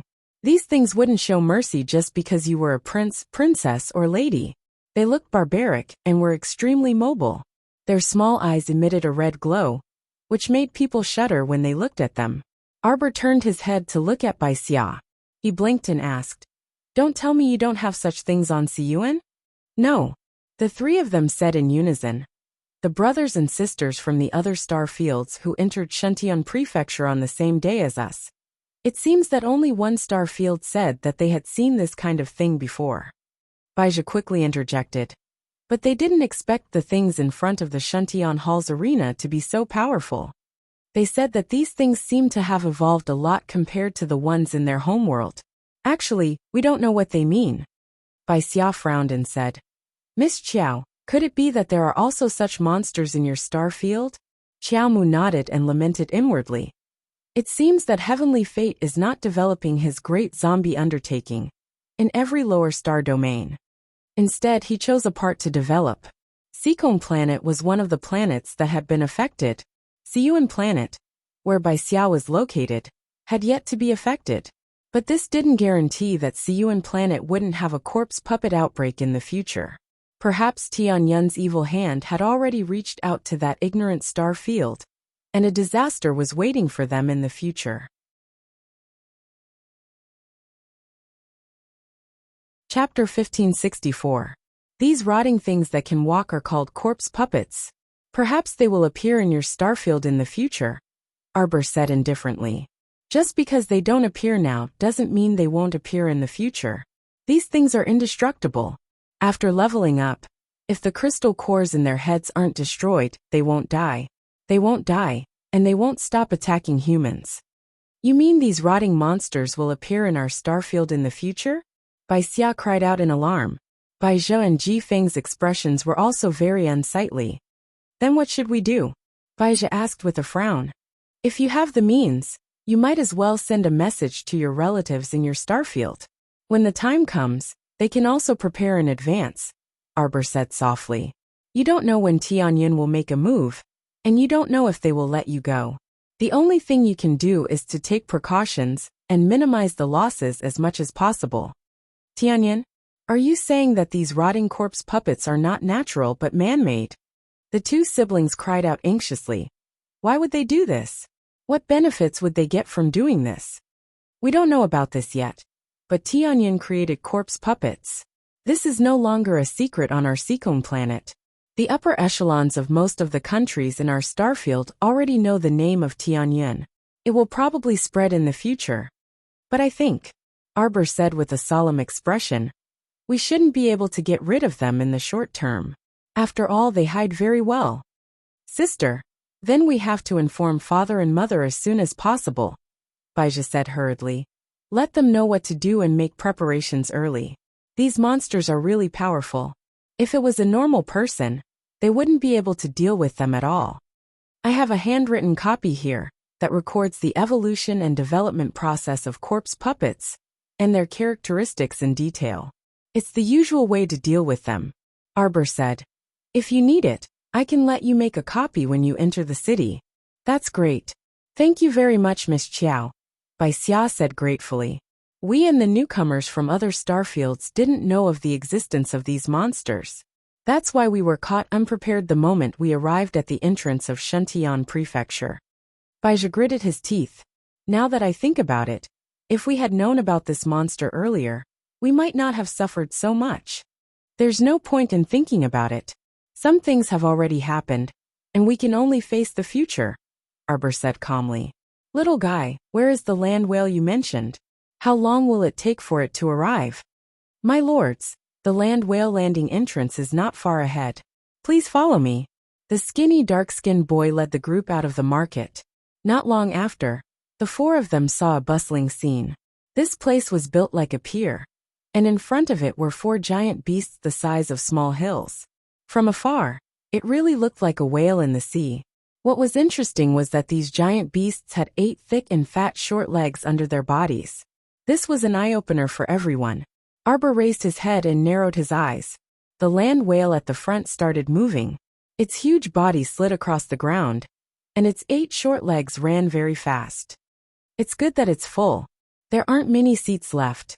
If we miss today, we'll have to wait until tomorrow. I'll see you in the evening. Chapter 1565. Another land whale slowly propped up its 8 short legs and left the landing tunnel. Then, it quickly moved away and disappeared into the horizon in the blink of an eye. Arbor's group of 4 walked forward. An old man who was in charge of directing the land whale was huffing and glaring at a skinny young man who was blocking his way. Get out of here, stinky brat. You've annoyed me for an hour. I told you that you can't reduce the price. Why are you so long-winded? Big brother, please do me a favor. I don't have enough money for the journey. I have to rush back to the academy. Boo-hoo, if I can't make it back today, the students will all be starving. The students in the academy are probably starving to death. They haven't had anything to eat for 3 days. The skinny young man wiped the non-existent tears from the corners of his eyes pitifully and glanced at the old man from the corner of his eyes. Are you the purchasing master of the academy's cafeteria? Which academy are you from? The old man asked. I'm an instructor of the water spirit department from a top-tier academy outside Anka City. I'm not a purchasing master of the cafeteria. The skinny instructor looked at the old man awkwardly. The old man looked at him suspiciously, as if he had never heard of the top-tier academy. If you want to go to Anka City, you'll need 2 hours and at least 200 spirit coins for the journey. This is the cheapest one. The skinny instructor of the water spirit department suddenly pounced on the old man and hugged his thigh. Big brother, I don't need a seat. Just give me a place to stand. I only have 5 spirit coins with me. Can you give me a ride? Get out. The old man punched the skinny young man almost immediately. Arbor. The strange thing was that the skinny instructor seemed to have heard of the so-called top-tier academy. Where had he heard of it before? Little friends, do you want to take a ride on our land whale? Let me tell you, our land whale is stable and fast, and it can avoid lightning effectively. Along the way, you can enjoy the beautiful scenery of the thunderous plain. There are only 10 seats left. If you miss it, you'll have to wait until tomorrow. Little friends, do you want to give it a try? Arbor took out a bulging money pouch and grabbed a handful of spirit coins from it. The old man's eyes suddenly lit up. He stretched out his hands to receive the coins, only to see that Arbor had counted 480 spirit coins for him one by one. Arbor then threw the rest of the coins back into the bag. The old man was speechless. He was so excited that he thought the rich girl in front of him would throw all the spirit coins at him. Miss Qiao, let us pay for the travel expenses, Bai Xia said with an embarrassed expression. The little girl had given them so many good things just now. They couldn't let her pay for the travel expenses anymore. Arbor waved his hand carelessly. It's fine. Then, he turned around and waved at the little boy who was leading the way. He took out 50 spirit coins and gave them to him. Take it and go back. Meng Mai opened his small mouth in shock. He wanted to say something, but the young lady waved at him and said again, Go back. Meng Mai hurriedly bowed and said, Thank you, Mississippi. She left happily. Arbor kept the money pouch and turned to look at the old man. Where are you going? Please come this way. The old man looked at the young lady with a complicated expression. She actually gave a child, who was leading the way 50 spirit coins as a reward. After coming back to his senses, the old man smiled and made an inviting gesture. He led the 4 people to the landing area.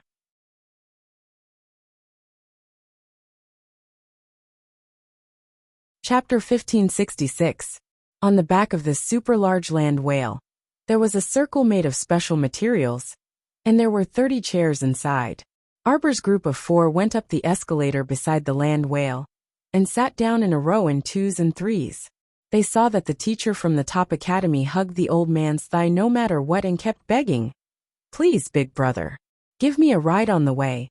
It's fine even if I don't have a seat. Get lost. The old man angrily wanted to shake off that teacher, but that guy was like a piece of plaster, sticking to his arm, and he couldn't shake him off. Arbor looked sideways and was slightly speechless. This tutor was so thick-skinned that he wanted to use 5 spirit coins to exchange for a ride with someone else, that if this precedent was set, there would definitely be many thick-skinned people who would beg the old man to give them a ride. It was obvious that the old man would definitely not agree. Otherwise, how would he do his business in the future? Little brother, I beg you to let me go. The old man helplessly pulled that teacher away and waved his hand. The price of the land whale is set by the town guards. I also beg you, little brother. This is not something I can decide. What kind of joke was this? He finally took over such a lucrative job from the Shuntian Prefecture's prefecture master. Of course, he couldn't mess things up. This price was not high at all. Apart from the cost of renting these land whales and feeding them, he still needed to hand over half of the income to the main prefecture. In the end, he calculated that there was not much income left. It was already good enough that he could have 10 or 20% of the income. Therefore, that damn teacher, when he said that he would give him a ride for 5 spirit coins, he wished he could slap him to death. Big brother, please reconsider. The short teacher cried out pitifully. The old man couldn't bear it anymore, and turned back to roar at him. Get lost now in the same way you came in the first place. Put up lanterns and decorations and get lost. That full of energy word get lost shocked the guests on the back of the land whale, and they all looked at the old man in shock. I was miserable when I came in the first place. When I crossed the thunderous plain by myself, I was struck by lightning, and was in a terrible state. The corners of Bai Xia's mouth twitched. She looked speechlessly at the shameless instructor. Was he really a teacher of some academy? However, he had never heard of a top-notch academy. I've only heard of Shuntian Prefecture's 4 great academies, Sun, Moon, Star, and Shun. Bai Xia said in a small voice. I've never heard of any top academies. I seem to have heard of it somewhere before. The little fellow muttered to himself. Is that so? White Cloud was stunned. She turned to look at Arbor and asked, where have I heard of it? No. Arbor wanted to say, I don't remember. But his eyes suddenly fell on the green pine and cypress jade bracelet on his left wrist. A thought suddenly flashed through his mind. Top Academy? A top-notch academy? Could it be the top academy that Morong Sun mentioned? Arbor turned to look at the rascally short teacher. He couldn't associate it with the top academy Morong Sun mentioned.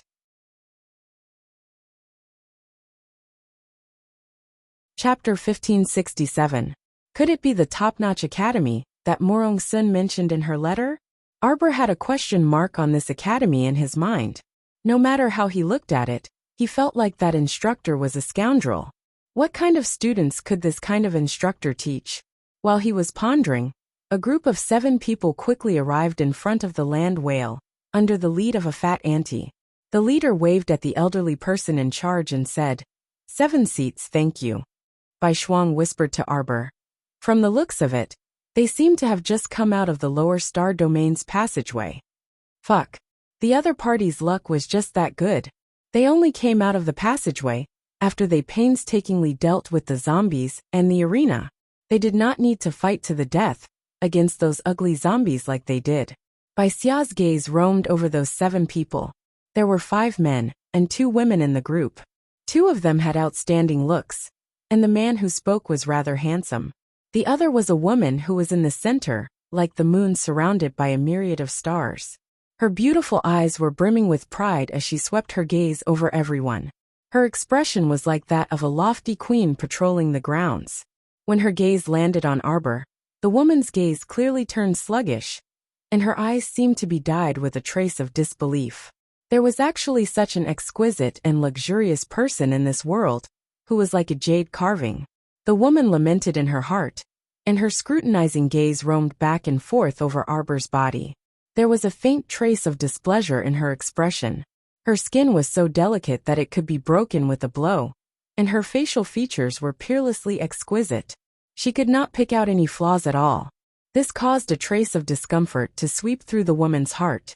In their star domain, she had always been known as the star domain's #1 beauty. She did not expect to meet a girl who was even more attractive than her on the first day she came to Shuntian Prefecture. This caused her to be extremely displeased. The leader did not notice the woman's abnormal mood. At this time, he had already walked up to the elderly person and asked again in a clear voice, "Uncle, we need 7 seats." "Thank you." The old man awkwardly looked at the seat beside him, then turned to look at the 7 men and women. "Sorry, as you can see, there are only 6 seats left." "6? Then let them give up one." The one who spoke was a woman with an ordinary appearance. She glanced at Xiaomu and the others who were sitting on the side as she spoke aloofly. Bai Xia saw their gazes fall on her and Arbor, and curled her lips in boredom. Bai Zhe couldn't help but ask coldly, "Manager, didn't you say that we can leave as soon as all the seats are taken? What are you waiting for? Our time is very precious." The old man smiled apologetically. "We're about to leave. Everyone, please get ready. This young master. I only have 6 seats here. Look, do you want to buy 6 tickets, or you can leave tomorrow?" "Tomorrow?" The #1 beauty of the star field screamed indignantly. "I don't want to stay in this damned place for even one more day." He had to leave immediately. "I want to go to the city. The closest city to here is Julu City. Mister, we're heading there. I'll have to trouble you to arrange the seats. It doesn't matter if we have to pay a little more." The leader of the group was polite in both his words and the way he conducted himself. Chapter 1568. It was just that the few teammates behind him looked a bit arrogant. Especially that ordinary-looking girl. After looking around, she pointed at the short instructor from the top academy and said, "You give up your seat. How about I give you double the price?" The short instructor hesitated for a second, and then pretended to shake his head. "That won't do. I'm in a hurry to go back and cook for my students. They're starving to death." Arbor really wanted to ask this instructor, "Do you have a seat? How can you continue with such a coherent sentence?" The ordinary-looking girl took out a bulging money bag and casually threw it to the short instructor. "There are 500 spirit coins here. Give up your seat to us." "Okay." The short instructor replied in an unusually loud voice, and then waved his paw at the old man. "Big brother, then I'll go first. Actually, it's nothing to be struck by lightning all the way. It's healthier to be struck by lightning. It's pretty good." After the instructor finished speaking, he jumped off the land whale without looking back, and really rushed towards the thunderous plain alone. Soon, everyone heard the sound of thunder not far away. It seemed that the instructor had activated the heavenly thunder mode. After entering the thunderous plain, Arbor only felt that the heavenly thunder was rolling. That guy looked unreliable and greedy.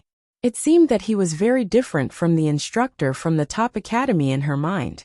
The instructor from the top academy in the little girl's mind had a sage-like demeanor, with one hand behind his back. He stood on the blazing lava mountain range and looked up at the night sky dotted with cold stars. But this cheating instructor in front of her seemed to be completely different from that lofty image. He was just a swindler. "Okay, we have 7 seats now." The ordinary-looking girl turned her head and roared at the old man who was stunned on the spot. "Arrange the seats. Why are you standing there in a daze?" The old man was probably so angry that his lips were trembling. He calmed down and said in a low voice, "Miss, you just gave that instructor from the top academy a big bag of spirit coins, but it's completely useless. He's a swindler." He didn't buy a seat at all. You gave him money, but what can he do? The ordinary-looking girl was dumbfounded. After a few seconds, she couldn't help but scold. You damn old man, why didn't you say so earlier? You waited for him to leave before telling me this? The old man also had an aggrieved expression. Just now, Miss moved extremely fast and threw a money bag to that person. It's too late for me to stop you. The old man still felt extremely aggrieved. Was there anything more ridiculous than this? That instructor from the top academy. How could he openly reach out and take the money bag? It really made people speechless. I don't care, you have a seat, the girl said unyieldingly. Tian. The captain frowned slightly. You give up your seat. The woman's. Then she pointed at Arbor and said, You give up your seat. Arbor's gaze sharpened. Before she could react, the 7-person team's leader quickly reached out and stopped the girl. He nodded at Arbor and said, I'm sorry, little girl. It's my team member who acted abruptly. I'm going to sleep. I'll make up for it tomorrow morning.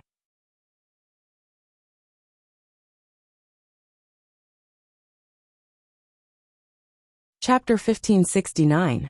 If you know that your team members are unreliable, then you should take good care of them. Don't let them go around biting people. Bai Xia rolled her eyes in annoyance.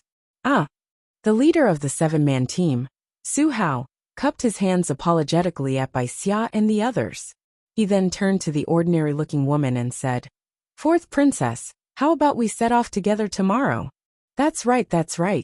The old man heaved a sigh of relief and smiled. As long as you make an appointment, there will definitely be seats available tomorrow. No way. Fourth Princess Lu Tiantian said angrily. Why should I go tomorrow? It's not like I can't afford it. Bai Xia curled her lips and mocked softly. So you're a princess from some country. No wonder you're so extravagant and ostentatious. But she was the princess of Siyuan Star's Baizi country. In Shuntian Prefecture, there was no distinction between princess and prince. She was just a newcomer to Shuntian Prefecture. She still had to behave herself. What a joke. Princess Lu Tiantian was acting so arrogant and despotic even before she knew the situation, throwing money everywhere. If she met an expert with a bad temper, this Princess Lu Tiantian would suffer. Another beautiful woman frowned slightly and warned the princess in a soft voice. Lu Tiantian, you just squandered 500 spirit coins. The spirit coins we have left won't be enough for you to squander for a month. It was quite difficult to gather so many spirit coins in the lower star fields. Only this princess was doted on by the great king. That was why she was given so much for travel expenses. However, all in all, she only had 20 to 30,000 spirit coins. If she used them sparingly, she would be able to last until she entered the academy. If she squandered like this, no amount of money would be enough for her. Chen Hanyu, how dare you? Fourth Princess Lu Tiantian angrily rebuked and glared at the beautiful woman. What? You just left Hongyuan Star, and your true colors are already revealed? You don't even address me as your highness anymore? When Chen Hanyu was on Hongyuan Star, she was often bullied by Fourth Princess Lu Tiantian. She didn't expect that Lu Tiantian would dare to rebuke her in front of so many people in Shuntian Prefecture. She was immediately enraged. It could be said that Lu Tiantian did not have any good feelings towards beautiful women. Right now, her ordinary face was filled with anger, causing Chen Hanyu to be slightly startled. She was just about to bow her head and admit defeat. An iron arm suddenly stretched out in front of Chen Hanyu, revealing a protector's stance. The person who came was a young man with a square face. When he saw Chen Hanyu's lowered eyes and aggrieved expression, he glared at Lu Tiantian and said, You better watch out, Lu Tiantian. Do you think this is still Hongyuan Star? Make sure that this is Shuntian Prefecture. Once we're here, we'll start from scratch. There's no such thing as a princess. Prince Consort, you. Lu Tiantian's eyes immediately turned red from anger. Bai Xia and the others were sitting at the side. Their eyelids twitched as they watched. It turned out that this square-faced young man was the prince consort of the fourth princess, Lu Tiantian. But why was the prince consort acting like he was protecting Chen Hanyu? The leader of the 7-man team, Su Hao, quickly stepped forward to smooth things over. All right, Su Bang Chen Hanyu. We're all in the same team, so let's not quarrel. If there are no objections, we will go down first and leave the thunderous plain a day later.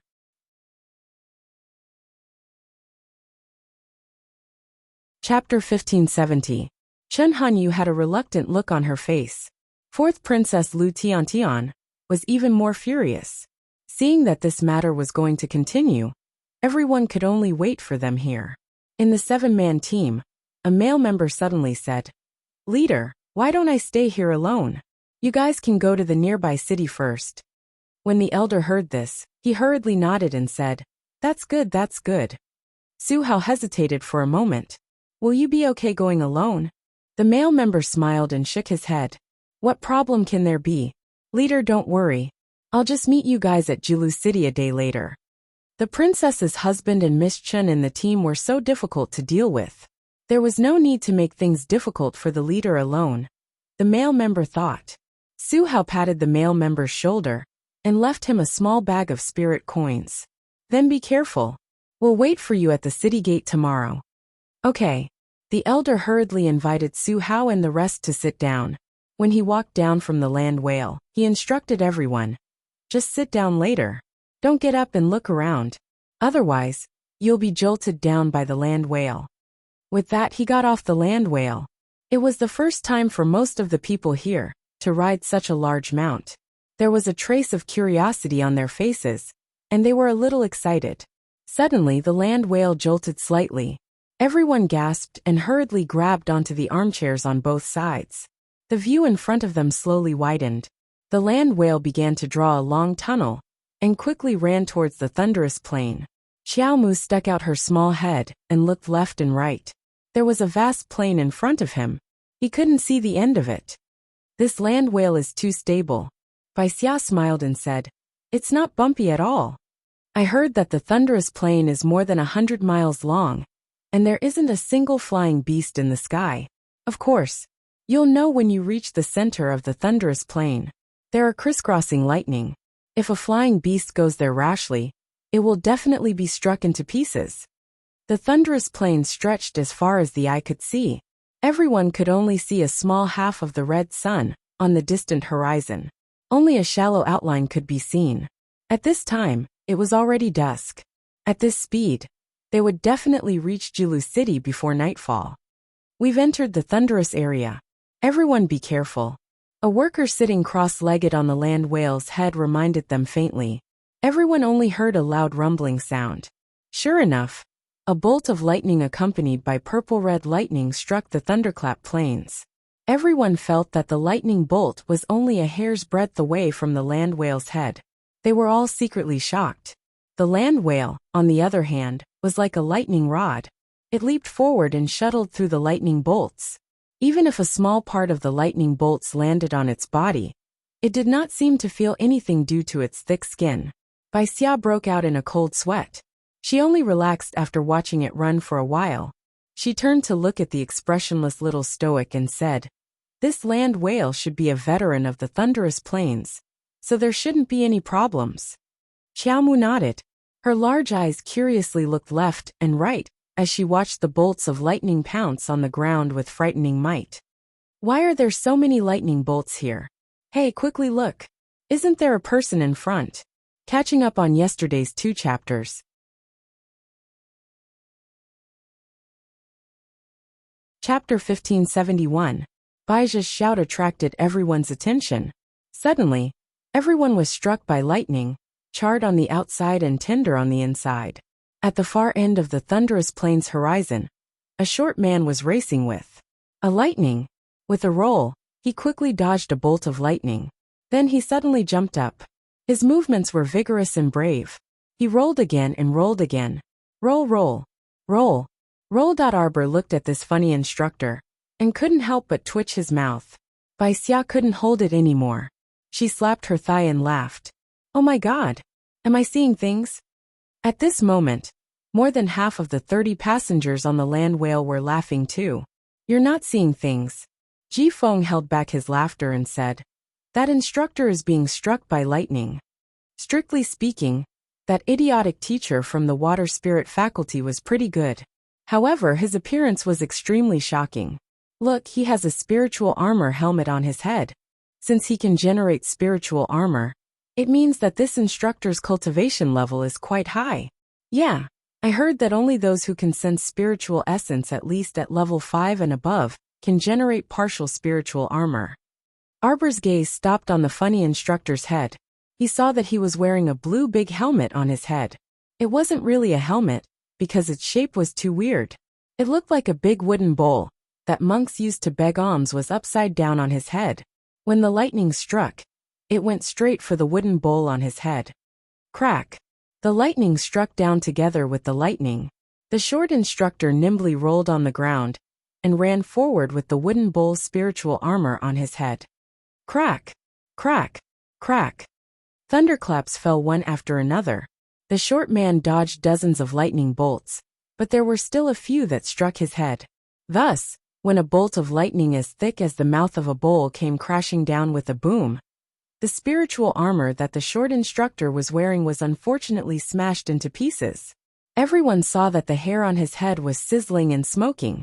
When he turned around, his face was charred black. He put one hand on his waist and pointed at the sky, cursing. That's enough. Boom! The thunderous plane didn't care whether he was cursing or not. Another lightning bolt struck down.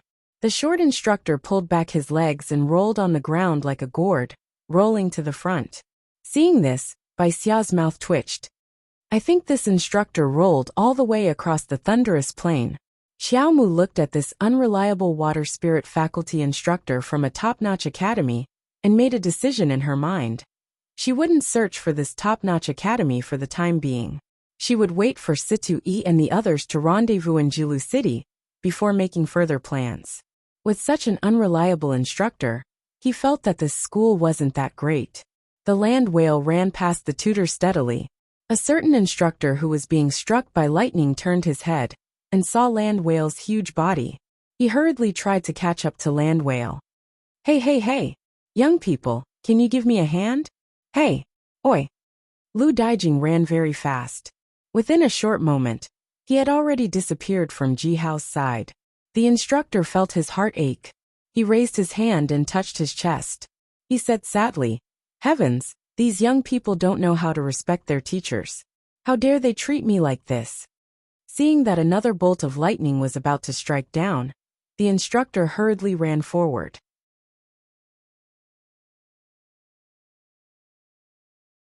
Chapter 1572. At dusk, the group arrived at the gate of Jilu City. The city was huge. The walls were built with huge beige rocks. The city gate alone was hundreds of feet high. The people standing under the city gate looked very small. When Arbor and Bai Xia arrived at the gate of Jilu City, they happened to run into a traffic control. A group of people lined up outside the city gate. There were 2 rows of energetic guards with long spears in their hands. They looked like they were waiting for someone important to pass through. Bai Xia couldn't help but pull on a passerby and asked softly, Sister, can I ask you something? What's everyone doing here? Why are you all stopped at the gate? Look at how tired you are.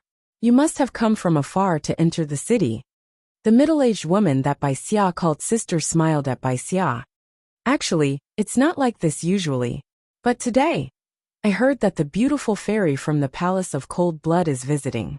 City Lord Hua will welcome them personally, so we can't pass for now. Everything will be fine after the beautiful fairy and her group pass by. Li run. A girl's voice came from behind Bai Xia. It was a round-faced girl who was sitting on the same land whale as them. She was about the same age as Arbor. Her cheeks were round and chubby, and her body was a little round. At this moment, the little girl was biting her finger and drooling with a strange expression. Xiaomu turned around to look at her. Based on her nature of understanding foodies, she immediately understood that this round-faced little girl was not talking about some beauty, but chestnut kernel. Hey, make way, make way, make way.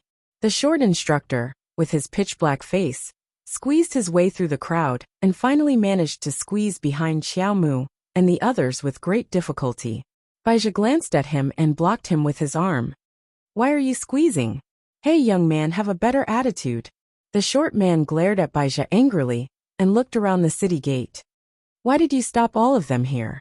Why aren't you letting anyone in? No one cared about him. On the other hand, the fourth princess, Lu Tiantian, who had given him 500 spirit coins to buy a seat, was furious. She glared at the instructor and shouted, "How dare you show up in front of me?" The short tutor turned around to look at her. His face was dark. "Hey, why wouldn't I dare to appear in front of you? Little girl, be more polite when you speak. You liar." Lu Tiantian was so angry that he wanted to rush over and beat him up. However, it was crowded at this moment. Her vigorous movement immediately affected many people around her. Some of the people who were squeezed so tightly that they couldn't breathe hurriedly shouted, "What are you doing? What are you doing? Don't push." The short mentor put his hands in front of him and made a defensive posture. When he saw that Lu Tiantian couldn't squeeze through, he immediately grinned and said, "Come here. Come here if you have the guts. How audacious. How dare you be so rude to your teacher? If someone like you were to enter our top academy, you would definitely be chased out within 3 days. Who the hell wants to enter your stupid academy?" Lu Tiantian was furious. "Instead of entering your unknown academy, why don't you work hard and try to enter one of the 4 great academies of the Sun-Moon Star Union?" Everyone was on Lu Tiantian's side. They nodded and looked at the short tutor with disdain. "A bunch of frogs in a well.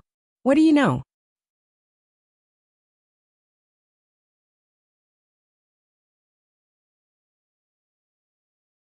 Chapter 1573.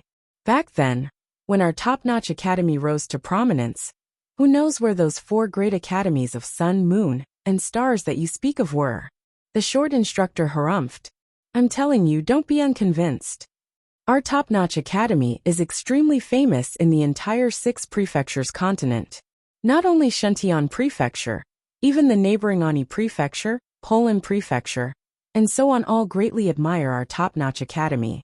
Little children like you who just entered Shentian Prefecture, I'll say this without boasting. It's best if you all come to our top-notch academy to study for half a year.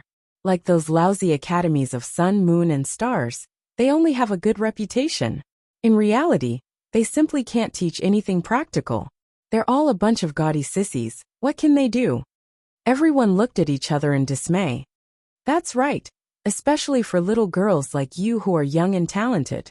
You're the most suitable to come to our top-notch academy."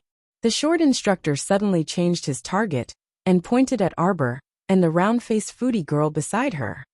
"Do you want to give it a try and enroll at our academy? Our academy enrolls students at the end of July every year, and classes begin at the beginning of August. We have all 5 spiritual elements. No matter what you want to learn, there are outstanding instructors like me who will personally teach you one-on-one. Counting the time, there are only about 10 days left for you to prepare. How about it? Do you have the confidence to join our top-notch academy?"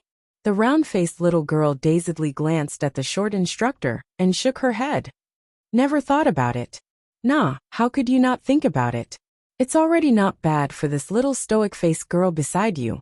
I can tell at a glance that she's a naturally intelligent person of few words. She's the most suitable to study at our academy." As he spoke, the short instructor pulled out a crumpled and tattered piece of paper from his pocket and stuffed it into the little stoic's hand without allowing her to object. A smile comparable to a blooming chrysanthemum on his pitch-black face. "The test is on July 28th.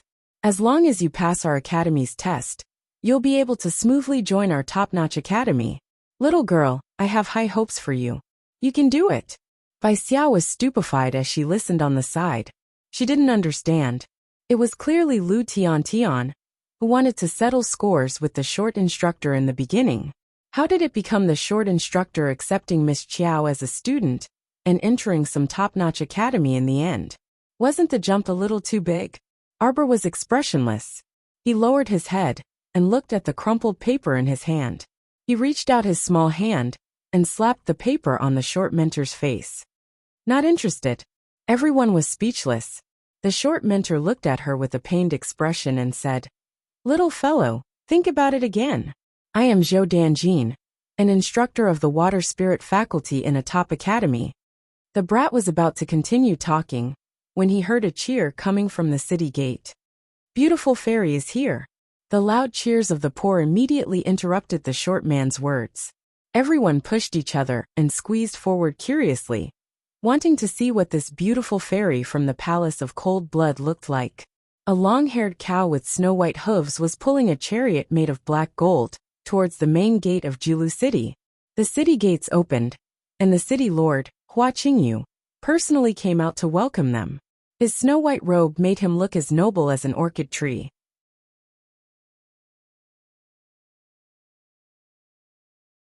Chapter 1574. The carriage stopped at the city gate. Hua Qingyu smiled and walked forward. He cupped his hands and bowed. The beautiful fairy from the Palace of Cold Blood has graced us with your presence. Hua Qingyu greets the beautiful fairy.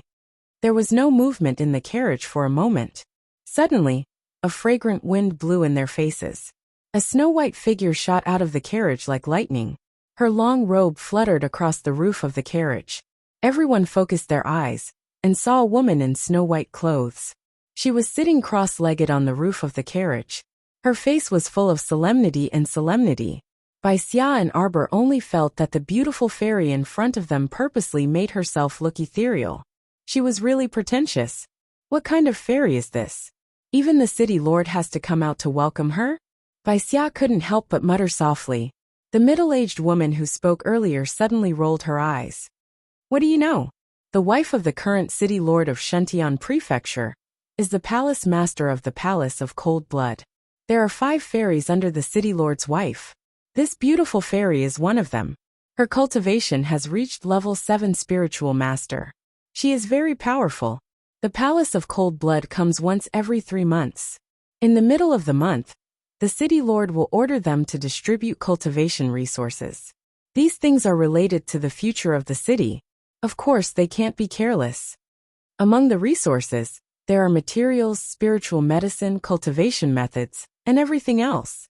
If you have a good relationship with the fairies of the Palace of Cold Blood, you might be able to open a back door and get more benefits. No wonder City Lord Hua is acting like this. Bai Xia heard this and cast a curious look at the beautiful fairy. Her gaze moved back and forth on her face. However, the beautiful fairy suddenly glanced back in Bai Xia's direction. This cold glance made Bai Xia's heart skip a beat, and she couldn't help but be shocked. She stared at me so rudely. Where are the city guards? Go. Gouge her eyes out for this fairy. Bai Xia's eyes widened. She couldn't believe what she heard. What kind of fairy was this? How could she be so vicious? She just looked at her curiously and ordered the city guards to dig her eyes out. Who was she to not allow others to look at her? 2 afterimages came over. The 2 town guards looked cold and arrogant. They were about to subdue Bai Xia. Sister. Bai Zhe was shocked and immediately attacked the 2 guards at the same time with Ji Feng. The 2 profound energies forced the mansion guard to take a few steps back. The crowd that was almost affected immediately let out a burst of screams. You're all courting death. The beautiful fairy leisurely sat on the roof of the carriage, her beautiful eyes shooting out a cold light. She waved her wide white sleeves, and 2 streams of yellow light shot out from them, heading straight for Bai Zhe and Ji Feng. Bang! A faint sound vibrated in the air.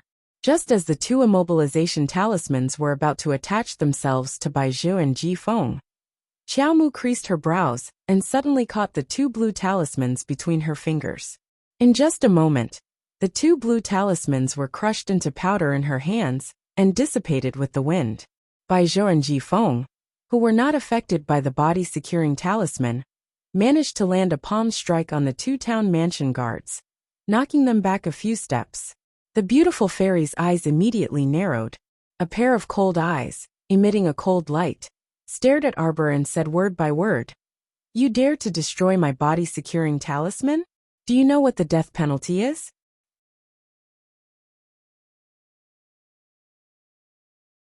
Chapter 1575.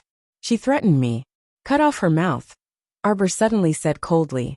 A small white snake twisted its delicate body and abruptly leaped up from Xiaomu's shoulder. In the blink of an eye, it transformed into a giant python and opened its mouth to bite at the beautiful fairy on top of the carriage's roof. The fairy was shocked. In order to avoid the sudden appearance of the giant snake, her body suddenly flipped backward and rolled down from the roof of the carriage. At this time, she couldn't care less about her image. She only felt that if she didn't avoid it quickly, the snake's huge mouth could tear her head off with a crack. Terrifying. Where did this giant python come from? Why did it suddenly appear at the city gate? The beautiful fairy didn't have time to think about it. After a crisp crack sound, a ferocious snake had suddenly forced its way through the carriage she was sitting in. The entire carriage seemed to be wrapped around the snake's body. The giant snake slithered out of the carriage. Its eyes were extremely fierce, and it once again spat out a mouthful of black mist at the beautiful fairy.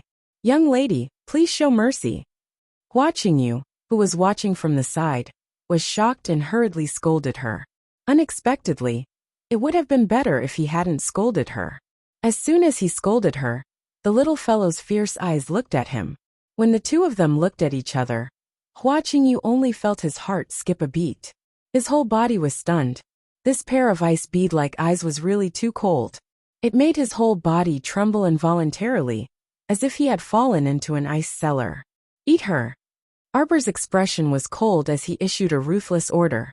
The small white snake roared and twisted its head, biting toward the beautiful fairy's head. Crack! The four walls of the carriage were bitten into pieces by the small white snake. The broken wood shavings were like powder flying in the air. The few long-haired cows were already scared out of their wits. All of them crouched on the ground, not daring to move at all. "Ah!" The beautiful fairy reacted, and continuously stretched out the defensive talismans. However, these defensive talismans were like tofu. Under the black mist of the great void netherworld snake, they were broken inch by inch. "Miss, please be merciful. That's enough." Watching you braced himself. He tapped the ground with the tip of his foot, and suddenly flew towards the beautiful fairy. Arbor's eyes suddenly turned cold. In the blink of an eye, 5 blue talismans appeared in his hand. 5 fire talismans were thrown at Hua Qingyu at the same time. From the moment the talisman was activated to the moment the fire spirit exploded, the entire city gate was illuminated by a series of flames. Almost everyone was stunned. Boom! The fire spirit talisman blasted a hole in the city gate. Rubble fell from the sky, and Hua Qingyu's expression changed. "You!" Arbor frowned. Suddenly, he took out 5 fire talismans and threw them all down. Boom! Boom! Boom! Explosions filled the entire city gate. The overflowing power of the fire talisman pushed down the lawn in front of the door, revealing the bare soil inside. The onlookers all scowled miserably and retreated one after another, fearing that they would be implicated. Fortunately, the fire spirit talisman only attacked Hua Qingyu. In order to prevent Hua Qingyu from getting close to the beautiful fairy to help, Arbor threw out 10 fire spirit talismans. Seeing Hua Qingyu's expression change slightly, he still didn't give up and flew towards the beautiful fairy. Arbor's eyes sharpened. He suddenly took out a handful of 50 fire spirit talismans. You're tuning in to the Li Mei's Wuxia Whispers YouTube channel. We're so grateful for your support, and don't forget to subscribe to join us on this incredible journey through captivating stories. Your generosity through donations truly makes a world of difference, as it's the primary source of revenue that allows me to expand and enhance this channel for you. Thank you from the bottom of my heart for being a part of this adventure.